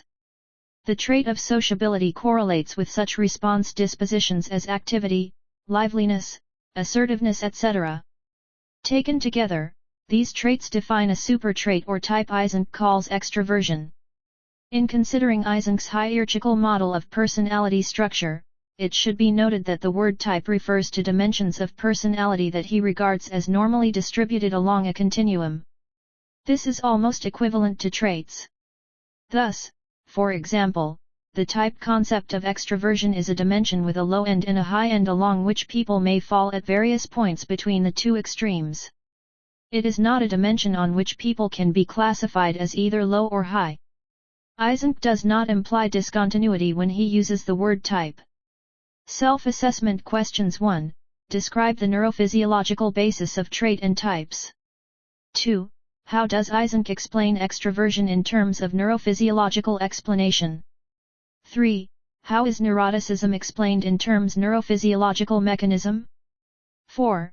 How does Eysenck connect psychoticism to gonadal hormones? Explain. Hans Eysenck, A Trait Type Theory of Personality. 3.10 Basic personality types. Eysenck used a variety of methods for gathering information about people in order to delineate their personality. These methods included self-reports, observer ratings, biographical information, assessments of physique and physiology, and objective physiological tests. These data are factor-analyzed to determine the structure of personality. Initially, Eysenck found 2 basic type dimensions that he labeled as introversion extroversion and neuroticism stability, a factor sometimes called instability-stability. Eysenck, 1976, added a 3rd type dimension of personality, which he called psychoticism superego strength. People high on this supertrait dimension tend to be egocentric, impulsive, sensitive to others, and opposed to social customs. They are often seen as I. Troublesome, 2. Not fitting in well with others, and 3. Intentionally upsetting other people. Eysenck suggested that psychoticism is a genetic predisposition toward becoming either psychotic or psychopathic. He regarded psychoticism as a personality continuum along which all people can be located. He also added that this trait is found more commonly in men than in women. 3.11 Measurement of personality. Eysenck constructed a number of self-report questionnaires to assess individual differences associated with his 3 supertrait dimensions of personality. One of the more popular scale is the EPQ, that is Eysenck Personality Questionnaire, EPQ, Eysenck and Eysenck, 1975. EPQ includes a lie scale aimed at detecting a person's tendency to fake responses to look good. A junior EPQ has been constructed for use with children between the ages of 7 and 15, Eysenck and Eysenck 1973. 3.11.1 Differences between introverts and extroverts. Eysenck argues that individual differences in behavioral functioning can be discovered through factor analysis and measured through the use of questionnaires and laboratory procedures. A review of studies, Wilson 1978, conclude that 1. Extroverts have a greater tolerance for pain than do introverts. 45 Theories of Personality 246-2. They engage in more talk and coffee breaks at work than do introverts. 3. Excitement enhances their performance whereas it interferes with the performance of introverts. 4. Introverts prefer theoretical and scientific vocations, e.g., engineering and chemistry, whereas extroverts tend to prefer people-oriented jobs, e.g., sales and social work. 5. Introverts report more frequent masturbation than do extroverts, but extroverts engage in sexual intercourse earlier in life, more often, and with more partners than do introverts. 6. Introverts attain higher grades in college than do extroverts. 7. Also students who withdraw from college for psychiatric reasons tend to be introverts, whereas those who withdraw for academic reasons tend to be extroverts. 8. Introverts show higher arousal levels in the mornings, whereas extroverts show higher arousal levels in the evening. 9. Introverts work better in the morning, and the extroverts work better in the afternoon. One of the most striking differences between introverts and extroverts is in their sensitivity to stimulation. This difference can be easily demonstrated by the lemon drop test, Corcoran 1964. When 4 drops of lemon juice are placed on a person's tongue, it turns out that introverts secrete almost twice the amount of saliva as do extroverts. The basis of this finding is related to different patterns of physiological functioning in introverts and extroverts. Eysenck proposes that ascending reticular activating system in the brain stem is responsible for controlling the differences in response to stimulation between introverted and extrovert subjects. 3.12 Let us sum up. The trait type theory of Eysenck is based on factor analysis. His hierarchical model of personality structure includes the dimensions of types, traits, habitual responses, and specific responses. Types represent supertrait dimensions along which people may be located at various points between two extremes. Eysenck suggests that personality types are dimensional and that most people do not fall into separate categories. Eysenck sees only 2 major types or traits as underlying personality structure: introversion-extroversion and stability-neuroticism. At a later stage he also added one more dimension, that is psychoticism and superego strength. The differences in these 2 supertraits, as well as a third factor called psychoticism-superego strength, are closely related to differences in neurophysiological functioning. Eysenck places far more emphasis on the genetic foundations of traits than does Cattell. However, according to Eysenck, the genetic predisposition when interacts with the environmental factors produce the requisite behaviors which may be normal or abnormal. Eysenck has developed several questionnaires to assess the 3 major supertraits underlying his hierarchical model of personality. EPQ is the most important tool to assess the differences between introverts and extroverts. 3.13 Unit End Questions. 1. Discuss the type theory of personality highlighting the characteristic features. 2. How does type theory differ from trait theory of personality? 3. Discuss and compare the Sheldon somatotype personality with that of Ayurvedic body type. 4. Discuss Jungian personality types and indicate how the EPQ was devised. 5. Elucidate Eysenck's trait type theory of personality. 6. Give neurophysiological explanations for neuroticism, extroversion, and psychoticism. 7. How do you measure personality according to Eysenck? 8. What are the basic personality types? 9. Differentiate between extroversion and introversion personality types. 3.14 Glossary: Extroversion, introversion, neuroticism, psychoticism, stability, superego strength, supertrait. One end of the introversion-extroversion type dimension of personality characterized by a tendency to be sociable, impulsive, and excitable. One end of the introversion-extroversion type dimension of personality characterized by a tendency to be reserved, controlled, and introspective. One end of the neuroticism-stability type dimension of personality characterized by a tendency to be anxious, moody, and depressed. One end of the neuroticism stability type dimension of personality characterized by a tendency to be solitary and insensitive to others. One end of the neuroticism stability type dimension of personality characterized by a tendency to be calm, controlled and unemotional. One end of the psychoticism superego strength type dimension characterized by a tendency to be empathetic, sensitive, and cooperative. General and continuous trait dimensions such as introversion-extroversion, that exert a powerful influence on behavior.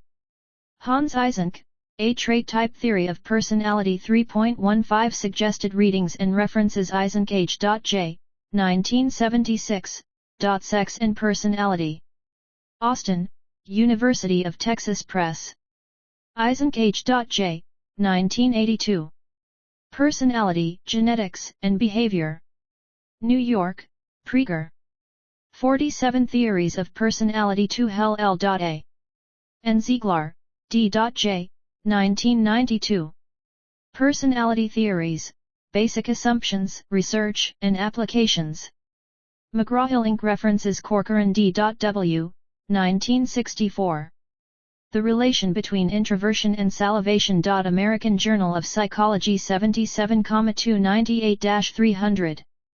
Eysenck S.B. and Eysenck H.J., 1973, Test-retest reliabilities of a new personality questionnaire for children. British Journal of Psychology 43,26-130. Eysenck S.B. and Eysenck H.J., 1975, Manual of the Eysenck Personality Questionnaire. San Diego CA edits. Maddie S.R., 1989. Personality Theories, A Comparative Analysis, 5th edition. Homewood I.L. Dorsey Press. Michel W., 1968. Personality and Assessment. New York Wiley. Pervin L.A., 1989. Personality Theory and Research, 5th edition. New York Wiley. Wilson G., 1978. Introversion/extroversion. NH. London and J. E. Exner, eds. Dimensions of Personality, pages 217 to 261. New York Wiley. 48 Unit 4 The Big Five Factors, The Basic Dimensions of Personality. Hans Eysenck, A Trait Type Theory of Personality Structure 4.0 Introduction 4.1 Objectives 4.2 Definition of the Big Five Factors 4.2.1 Discovery of the Big Five in Cattell's Variable List 4.3 The Big Five Theory 4.3.1 Five-Factor Model 4.3.2 Theoretical Perspectives on the Big Five, Description and Explanation 4.3.3 Advantages of the Big Five Structure 4.4 Measurement of the Big Five Inventory, BFI 4.4.1 4.4.2 Big Five.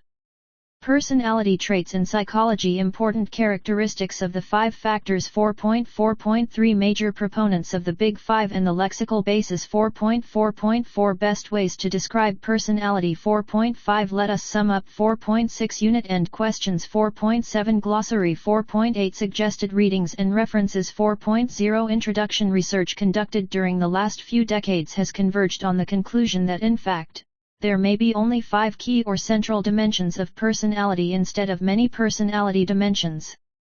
The trait and type theorists put forward many dimensions of personality and delineated the characteristic features of the traits. Using factor analysis from amongst a large number of dimensions, the researchers identified clusters of dimensions and these formed the personality factors.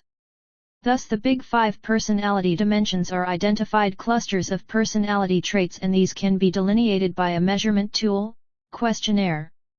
These are being discussed in detail in this unit. 4.1 Objectives. After completing this unit, you will be able to define the Big Five factor dimensions of personality, explain the Big Five factors, analyze the methods by which the 5 factors were extracted, and describe the methods by which these factors could be measured. 49 Theories of Personality 254.2 Definition of the Big Five Factors. Personality has been conceptualized from many theoretical perspectives.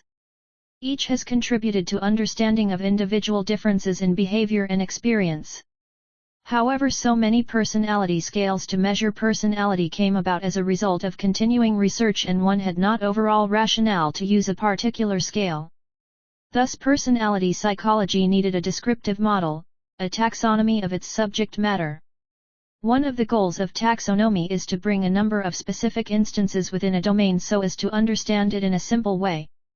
Thus in personality the taxonomy will help to study specified domains of personality characteristics, instead of examining separately thousands of particular attributes that make individuals unique.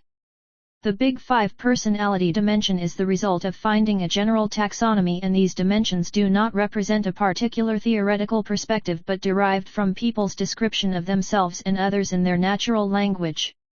The Big Five, instead of replacing the earlier systems, serves as an integrative mechanism and represents the various and diverse systems of personality description in a common framework.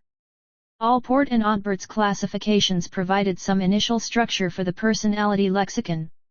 Since taxonomy has to provide a systematic framework for distinguishing, ordering, and naming individual differences in people's behavior and experience, they took a list of a large number of personality traits used in common parlance. The size of that list was so huge that Cattell, 1943, began with a subset of 4,500 trait items. Using semantic and empirical clustering procedures, Cattell reduced the 4,500 items to a mere 35 variables. He used these small set of variables to identify 12 personality factors, which eventually became a part of his 16PF questionnaire. 4.2.1 Discovery of the Big Five in Cattell's variable list. Cattell's work gave impetus to many research investigations, and many were involved in the discovery and clarification of the Big Five dimensions. First, Fisk, 1949, constructed simplified description from 22 variables of Cattell. The factor structure were obtained from self-ratings, etc. They worked out a correlational matrix from different samples and found clusters which they called the Big Five. This five-factor structure has been replicated by many in lists derived from Cattell's 35 variables. These factors were initially labeled as I. Extroversion or surgency, 2. Agreeableness, 3. Conscientiousness, 4. Emotional stability versus neuroticism, and v. Culture. These factors came to be known as the Big Five. These 5 dimensions represent personality at the broadest level of abstraction, and each dimension summarizes a large number of distinct, more specific personality characteristics. Following Fisk's research, there were attempts by other researchers including Norman, 1967, Smith, 1967, Goldberg, 1981, and McRae and Costa, 1987. The Big Five are broad categories of personality traits. While there is a significant body of literature supporting this 5-factor model of personality, researchers do not always agree on the exact labels for each dimension. However, these 5 categories are usually described as follows: extroversion, this is also called as surgency. The broad dimension of extroversion encompasses specific traits as talkative, energetic, and assertive. More specifically, these include characteristics such as excitability, sociability, talkativeness, assertiveness, and high amounts of emotional expressiveness. Agreeableness, this factor includes traits like sympathetic, kind, and affectionate. It also includes attributes such as trust, altruism, kindness, affection, and other prosocial behaviors. Conscientiousness, this includes traits like organized, thorough, and planful tendencies. Common features of this dimension include high levels of thoughtfulness, with good impulse control and goal-directed behaviors. Those high in conscientiousness tend to be organized and mindful of details. Neuroticism, this is sometimes reversed and called emotional stability. This dimension includes traits like tense, moody, and anxious. Individuals high in this trait tend to experience emotional instability, anxiety, moodiness, irritability, and sadness. Openness to experience, this is also called as intellect or intellect/imagination. This dimension includes traits like having wide interests, and being imaginative and insightful. Those high in this trait also tend to have a broad range of interests. These dimensions represent broad areas of personality. Research has demonstrated that these groupings of characteristics tend to occur together in many people. For example, individuals who are sociable tend to be talkative. However, these traits do not always occur together. Personality is complex and varied, and each person may display behaviors across several of these dimensions. Each of the big five factors is quite broad and consists of a range of more specific traits. The Big Five structure was derived from statistical analyses of which traits tend to occur in people's descriptions of themselves or other people. The underlying correlations are probabilistic, and exceptions are possible.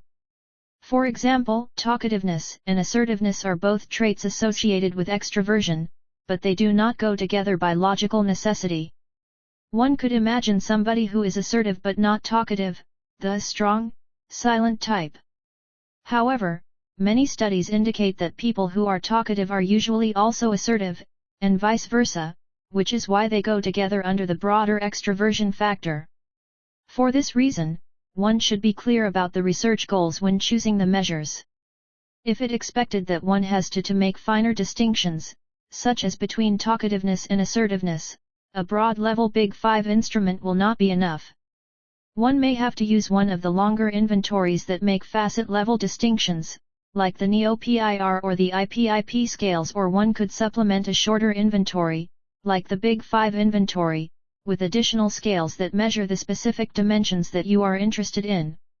The Big Five factors, the basic dimensions of personality. 51 Theories of personality. 252 It is also worth noting that there are many aspects of personality that are not subsumed within the Big Five. The term personality trait has a special meaning in personality psychology that is narrower than the everyday usage of the term. Motivations, emotions, attitudes, abilities, self-concepts, social roles, autobiographical memories, and life stories are just a few of the other units that personality psychologists study. Some of these other units may have theoretical or empirical relationships with the Big Five traits, but they are conceptually distinct. For this reason, even a very comprehensive profile of somebody's personality traits can only be considered a partial description of their personality. 4.3 The Big Five theory. Let us see the difference between the terms Big Five, five-factor model, and five-factor theory. The Big Five are, collectively, a taxonomy of personality trait. It is a coordinate system that maps which traits go together in people's descriptions or ratings of one another. The Big Five are an empirically based phenomenon, not a theory of personality. The Big Five factors were discovered through a statistical procedure called factor analysis, which was used to analyze how ratings of various personality traits are correlated in humans. The original derivations relied heavily on American and Western European samples, and researchers are still examining the extent to which the Big Five structure generalizes across cultures. 4.3.15 Factor model. The five-factor model is a term used often instead of the Big Five.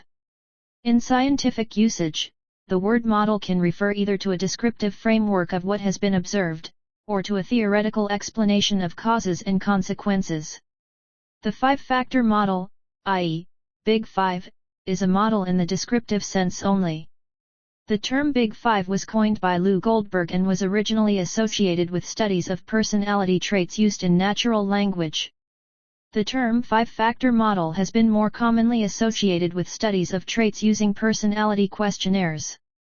The two research traditions yielded largely consonant models, and in current practice the terms are often used interchangeably. A subtle but sometimes important area of disagreement between the lexical and questionnaire approaches is over the definition and interpretation of the fifth factor, called intellect/imagination by many lexical researchers and openness to experience by many questionnaire researchers. 4.3.2 Theoretical perspectives on the Big Five. Description and explanation. Over the years, many perspectives on the concept of the Big Five dimensions have been presented. As is known, the Big Five were first discovered in lexical research to provide taxonomy of trait items, and thus the factors were initially interpreted as dimensions of trait or attribution. Further research showed that the dimensions have external/predictive validity, and all five of them show equal heritability. Since the Big Five dimensions refer to real individual differences, one must find out as to how these differences are conceptualized. Several theories conceptualize the Big Five as relational constructs. In interpersonal theory, the theoretical emphasis is on the individual and relationships. According to Sullivan, 1953, the Big Five describe the enduring patterns of recurrent interpersonal situations that characterize human life. However, Wiggins and Trapnell, 1996, are of the view that interpersonal motives are important and thus they interpret all the Big Five dimensions in terms of their interpersonal implications. Socioanalytic theory by Hogan, 1996, focuses on the social functions of self and other perceptions, and he points out that traits are socially constructed to serve interpersonal functions. As trait terms are about reputation, that is, the individual considers how others view them, the possibility of the person distorting the self-reports and questionnaires is high. Thus self-deceptive bias enters and one does not get the true picture of the individual's personality. The evolutionary theory on the Big Five states that humans have evolved difference-detecting mechanisms to perceive individual differences that are important for survival and reproduction. D. M. Buss and Shackelford, 1997. Buss views personality as one where the Big Five traits represent the most salient and important dimensions of the individual's survival needs. This theory emphasizes both person perception and individual differences and point out that the Big Five summarizes the centrally important individual differences. McRae and Costa, 1996, view Big Five as causal personality dispositions. Their five-factor theory, FFT, explains the Big Five taxonomy. According to FFT, the Big G5 dimensions have a substantial genetic base and hence derive from biological structures and processes. According to this theory, personality traits are basic tendencies that refer to the underlying potentials of the individual. On the other hand, attitudes, roles, relationships, and goals are characteristic adaptations that reflect the interaction between the basic tendencies and environmental demands. While basic tendencies remain stable across life, the adaptations undergo considerable changes. Another theory is the comparative approach to personality that studies individual differences in both human and non-humans. Thus there are diverse theories regarding the Big Five dimensions, from purely descriptive to biologically based causal concepts. These perspectives, however, are not mutually exclusive. Research in areas like behavior genetics, molecular genetics, personality stability and change, and accuracy and bias in interpersonal perception will help in building and refining a comprehensive theory of Big Five. 4.3.3 Advantages of the Big Five structure. The Big Five structure has the advantage of everyone being able to understand definitions and meanings used in describing this concept. Several of the dimensions of the Big Five, especially extroversion and neuroticism, have been explained both from physiological and mechanistic perspectives.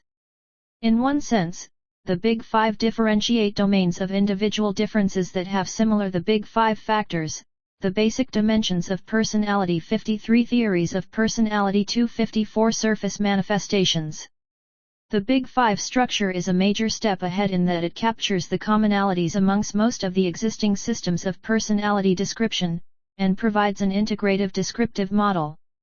Five-factor theory includes a number of propositions about the nature, origins, and developmental course of personality traits, and about the relation of traits to many of the other personality variables mentioned earlier.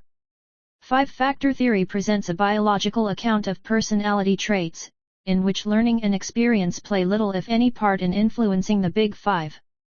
Five-factor theory is not the only theoretical account of the Big Five. Other personality psychologists have proposed that environmental influences, such as social roles, combine and interact with biological influences in shaping personality traits. For example, Brent Roberts has recently advanced an interactionist approach under the name social investment theory. Finally, it is important to note that the Big Five are used in many areas of psychological research in ways that do not depend on the specific propositions of any one theory. For example, in interpersonal perception research, the Big Five are a useful model for organizing people's perceptions of one another's personalities. I have argued that the Big Five are best understood as a model of reality-based person perception. In other words, it is a model of what people want to know about one another, Shrivastava, 2010. Regardless of whether you endorse any particular theory of personality traits, it is still quite possible that you will benefit from measuring and thinking about the Big Five in your research. 4.4 Measurement of the Big Five Inventory, BFI. Big Five Inventory, BFI, is a self-report inventory designed to measure the Big Five dimensions. It is quite brief for a multidimensional personality inventory, 44 items total, and consists of short phrases with relatively accessible vocabulary. A copy of the BFI, with scoring instructions, is reprinted in the chapter as an appendix, the last 2 pages. It is also available through Oliver John's Lab website. No permission is needed to use the BFI for non-commercial research purposes, see below. What are other ways of measuring the Big Five? The BFI is not your only option for measuring the Big Five. The International Personality Item Pool, developed and maintained by Lou Goldberg, has scales constructed to work as analogues to the commercial NEO-PIR and NEO-FFI scales, see below. IPIP scales are 100% public domain, no permission required, ever. Colin DeYoung and colleagues have published a 100-item measure, called the Big Five Aspect Scales, BFAS, which scores not only the Big Five factors, but also 2 aspects of each. The BFAS is in the public domain as well. If you want items that are single adjectives, rather than full sentences, like the NEO, or short phrases, like the BFI and IPIP, you have several options. For starters, there is Lou Goldberg's set of 100 trait descriptive adjectives, published in Psychological Assessment, 1992. Gerard Saussure reduced this set to 40 Big Five mini-markers that have excellent reliability and validity, Journal of Personality Assessment, 1994. More recently, Saussure has developed new trait marker sets that maximize the orthogonality of the factors, Journal of Research in Personality, 2002. Saussure's mini-markers are in the public domain. The NEO-PIR is a 240-item inventory developed by Paul Costa and Jeff McRae. It measures not only the Big Five, but also 6 facets, subordinate dimensions, of each of the Big Five. The NEO-PIR is a commercial product, controlled by a for-profit corporation that expects people to get permission and, in many cases, pay to use it. Costa and McRae have also created the NEO-FFI, a 60-item truncated version of the NEO-PIR that only measures the 5 factors. The NEOFI is also commercially controlled. If you need a super-duper short measure of the Big Five, you can use the 10-item personality inventory, recently developed by Sam Gosling, Jason Renfro, and Bill Swan. But read their journal article first, it is on Sam Gosling's web page. There are substantial measurement trade-offs associated with using such a short instrument, which the article discusses. As mentioned earlier, the IPIP scales, Saussure's mini-markers, and the Big Five aspect scales are all in the public domain and may be used for any purpose with no restrictions. Additionally, the BFI, which is copyrighted by Oliver P. John, is freely available to researchers who wish to use it for research, not commercial, purposes. More details are available on Oliver John's Lab website. If you cannot find your questions answered there, you can contact Laura Naumann, naumann@berkeley.edu, for further information.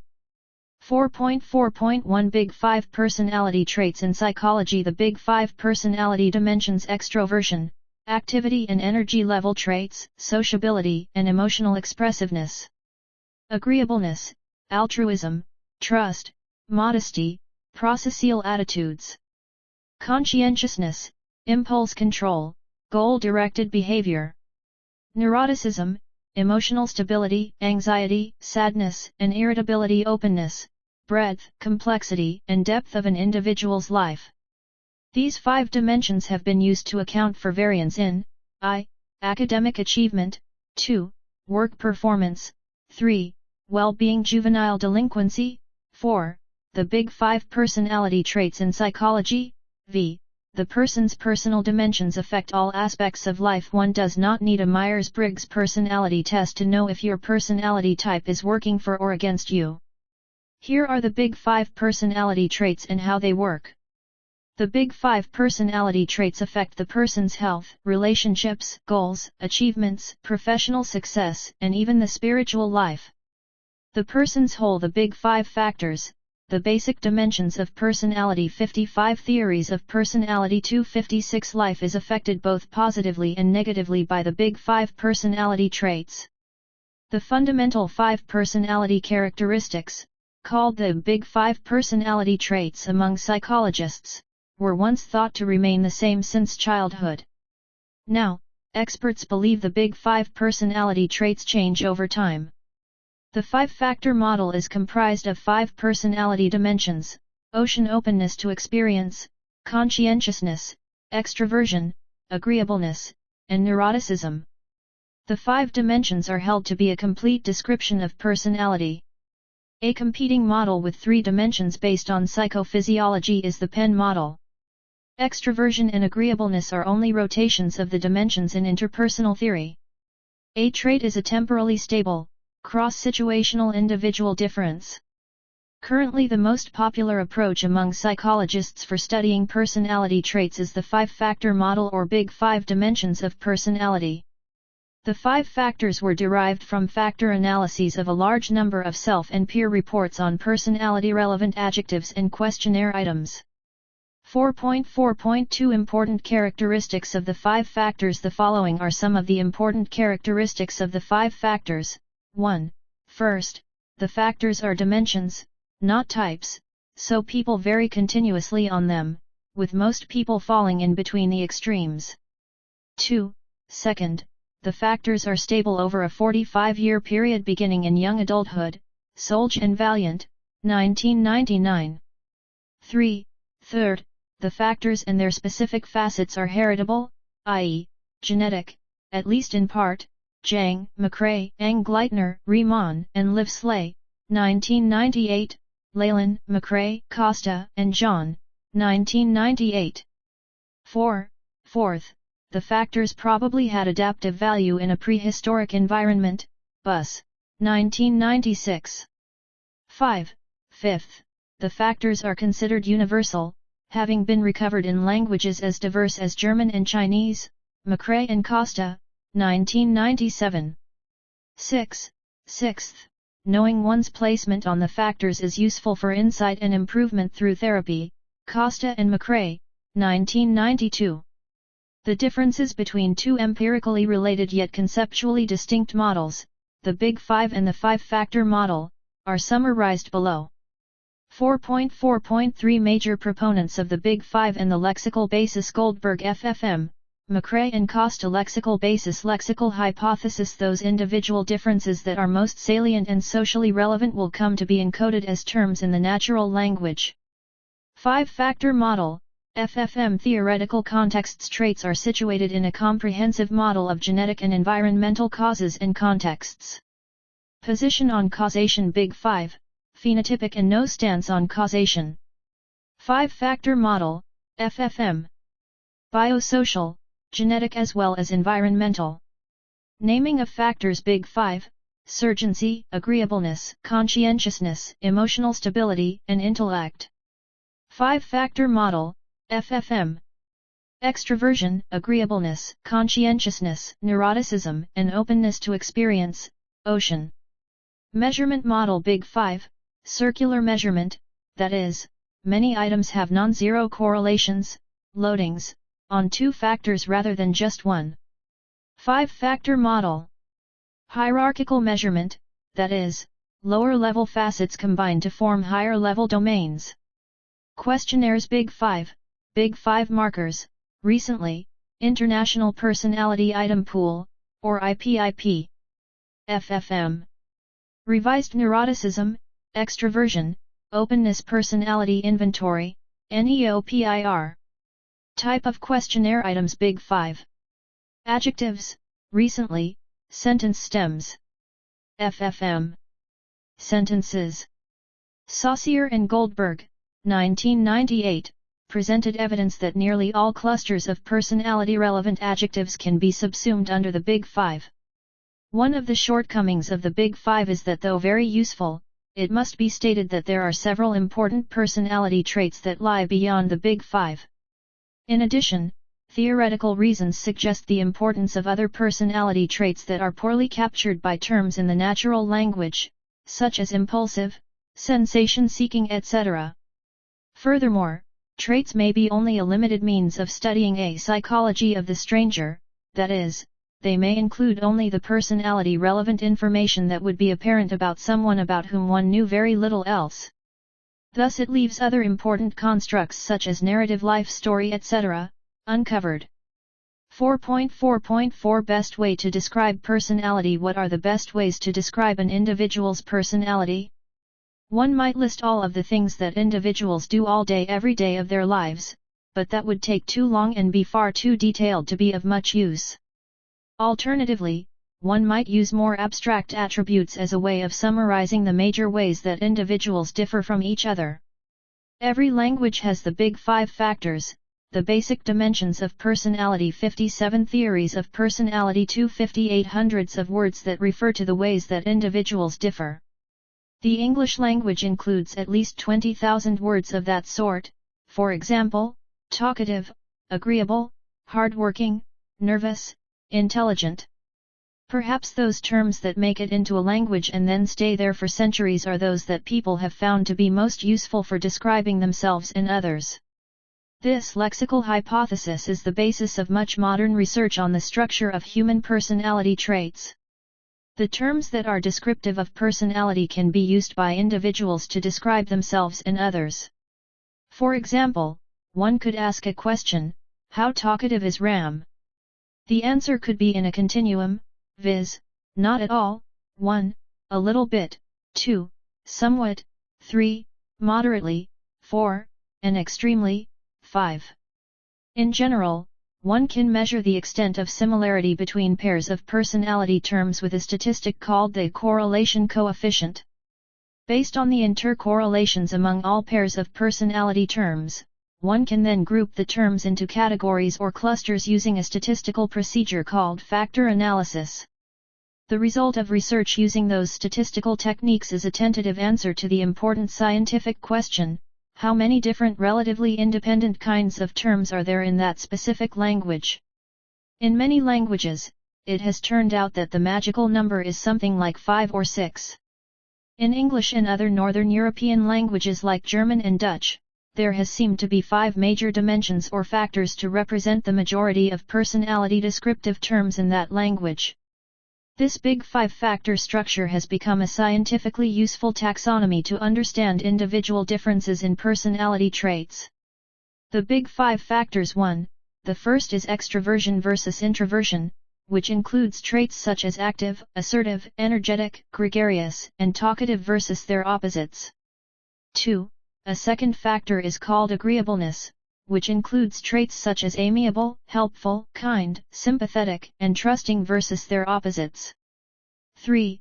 A third factor has been labeled conscientiousness, which includes such traits as dependable, hardworking, responsible, systematic, and well-organized versus their opposites.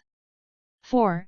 A fourth factor contrasts traits related to emotional stability, such as calm, relaxed, and stable, with opposite traits such as afraid, nervous, moody, and temperamental. 5. And, finally, there is a constellation of traits related to intellect and imagination, such as artistic, creative, gifted, intellectual, and scholarly versus their opposites. Most personality-related words in many modern languages can be classified by their locations in the 5-dimensional space provided by the Big Five factors. Terms are scattered throughout this 5-dimensional space, with most terms being blends of 2 or 3 of the Big Five factors. As a consequence, this 5-factor model provides a rich framework for classifying personality traits, and measures of those 5 broad dimensions have proven to be extremely useful for describing individual persons. Indeed, measures of the Big Five factors have proven to predict educational and occupational attainment, marital success, good health habits and medical outcomes, and even longevity versus mortality. Many researchers believe that these dimensions are indeed the basic ones. This is indicated by the fact that these dimensions are ones to which most people in many cultures refer in describing themselves. Funder and Colvin 1991. If the big 5 dimensions of personality are really so basic, then it is reasonable to expect that they will be related to important forms of behavior. Many studies indicate that this is the case. Where people stand on the big 5 dimensions is closely linked to important outcomes, such as their success in performing many jobs, e.g., Hogan, and Roberts 1996. Many psychologists now view the big 5 basic dimensions as truly basic. There is not total consensus on this point. For example, Eysenck, 1994, believes that there are only 3 basic dimensions: extroversion, neuroticism, and psychoticism. Other psychologists, e.g. Block 1995, believe that the methods on which the big 5 dimensions are based, largely the technique of factor analysis, are inadequate. Lastly, many psychologists view the big 5 as providing important insights into the key dimensions of personality. 4.5 Let us sum up. The controversy regarding the number of basic personality traits has taken an interesting turn in recent years. Costa and McRae have examined all possible personality traits.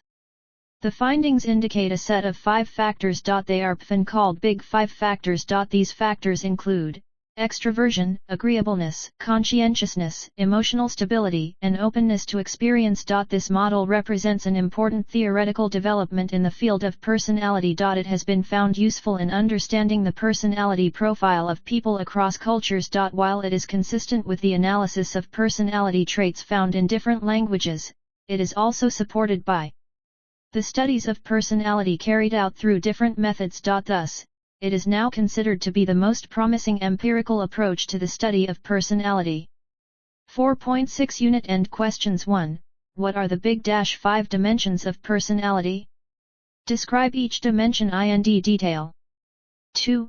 Discuss Eysenck's 3 major trait dimensions of personality as largely responsible for a significant portion of human behavior. 3. Discuss the various theoretical perspectives of the Big 5. 4. Discuss how individual variations along each trait dimension reflect differences in neurophysiological functioning. 5. How was Big 5 discovered? 6. Who are the major proponents of Big 5? Discuss the lexical basis of Big 5.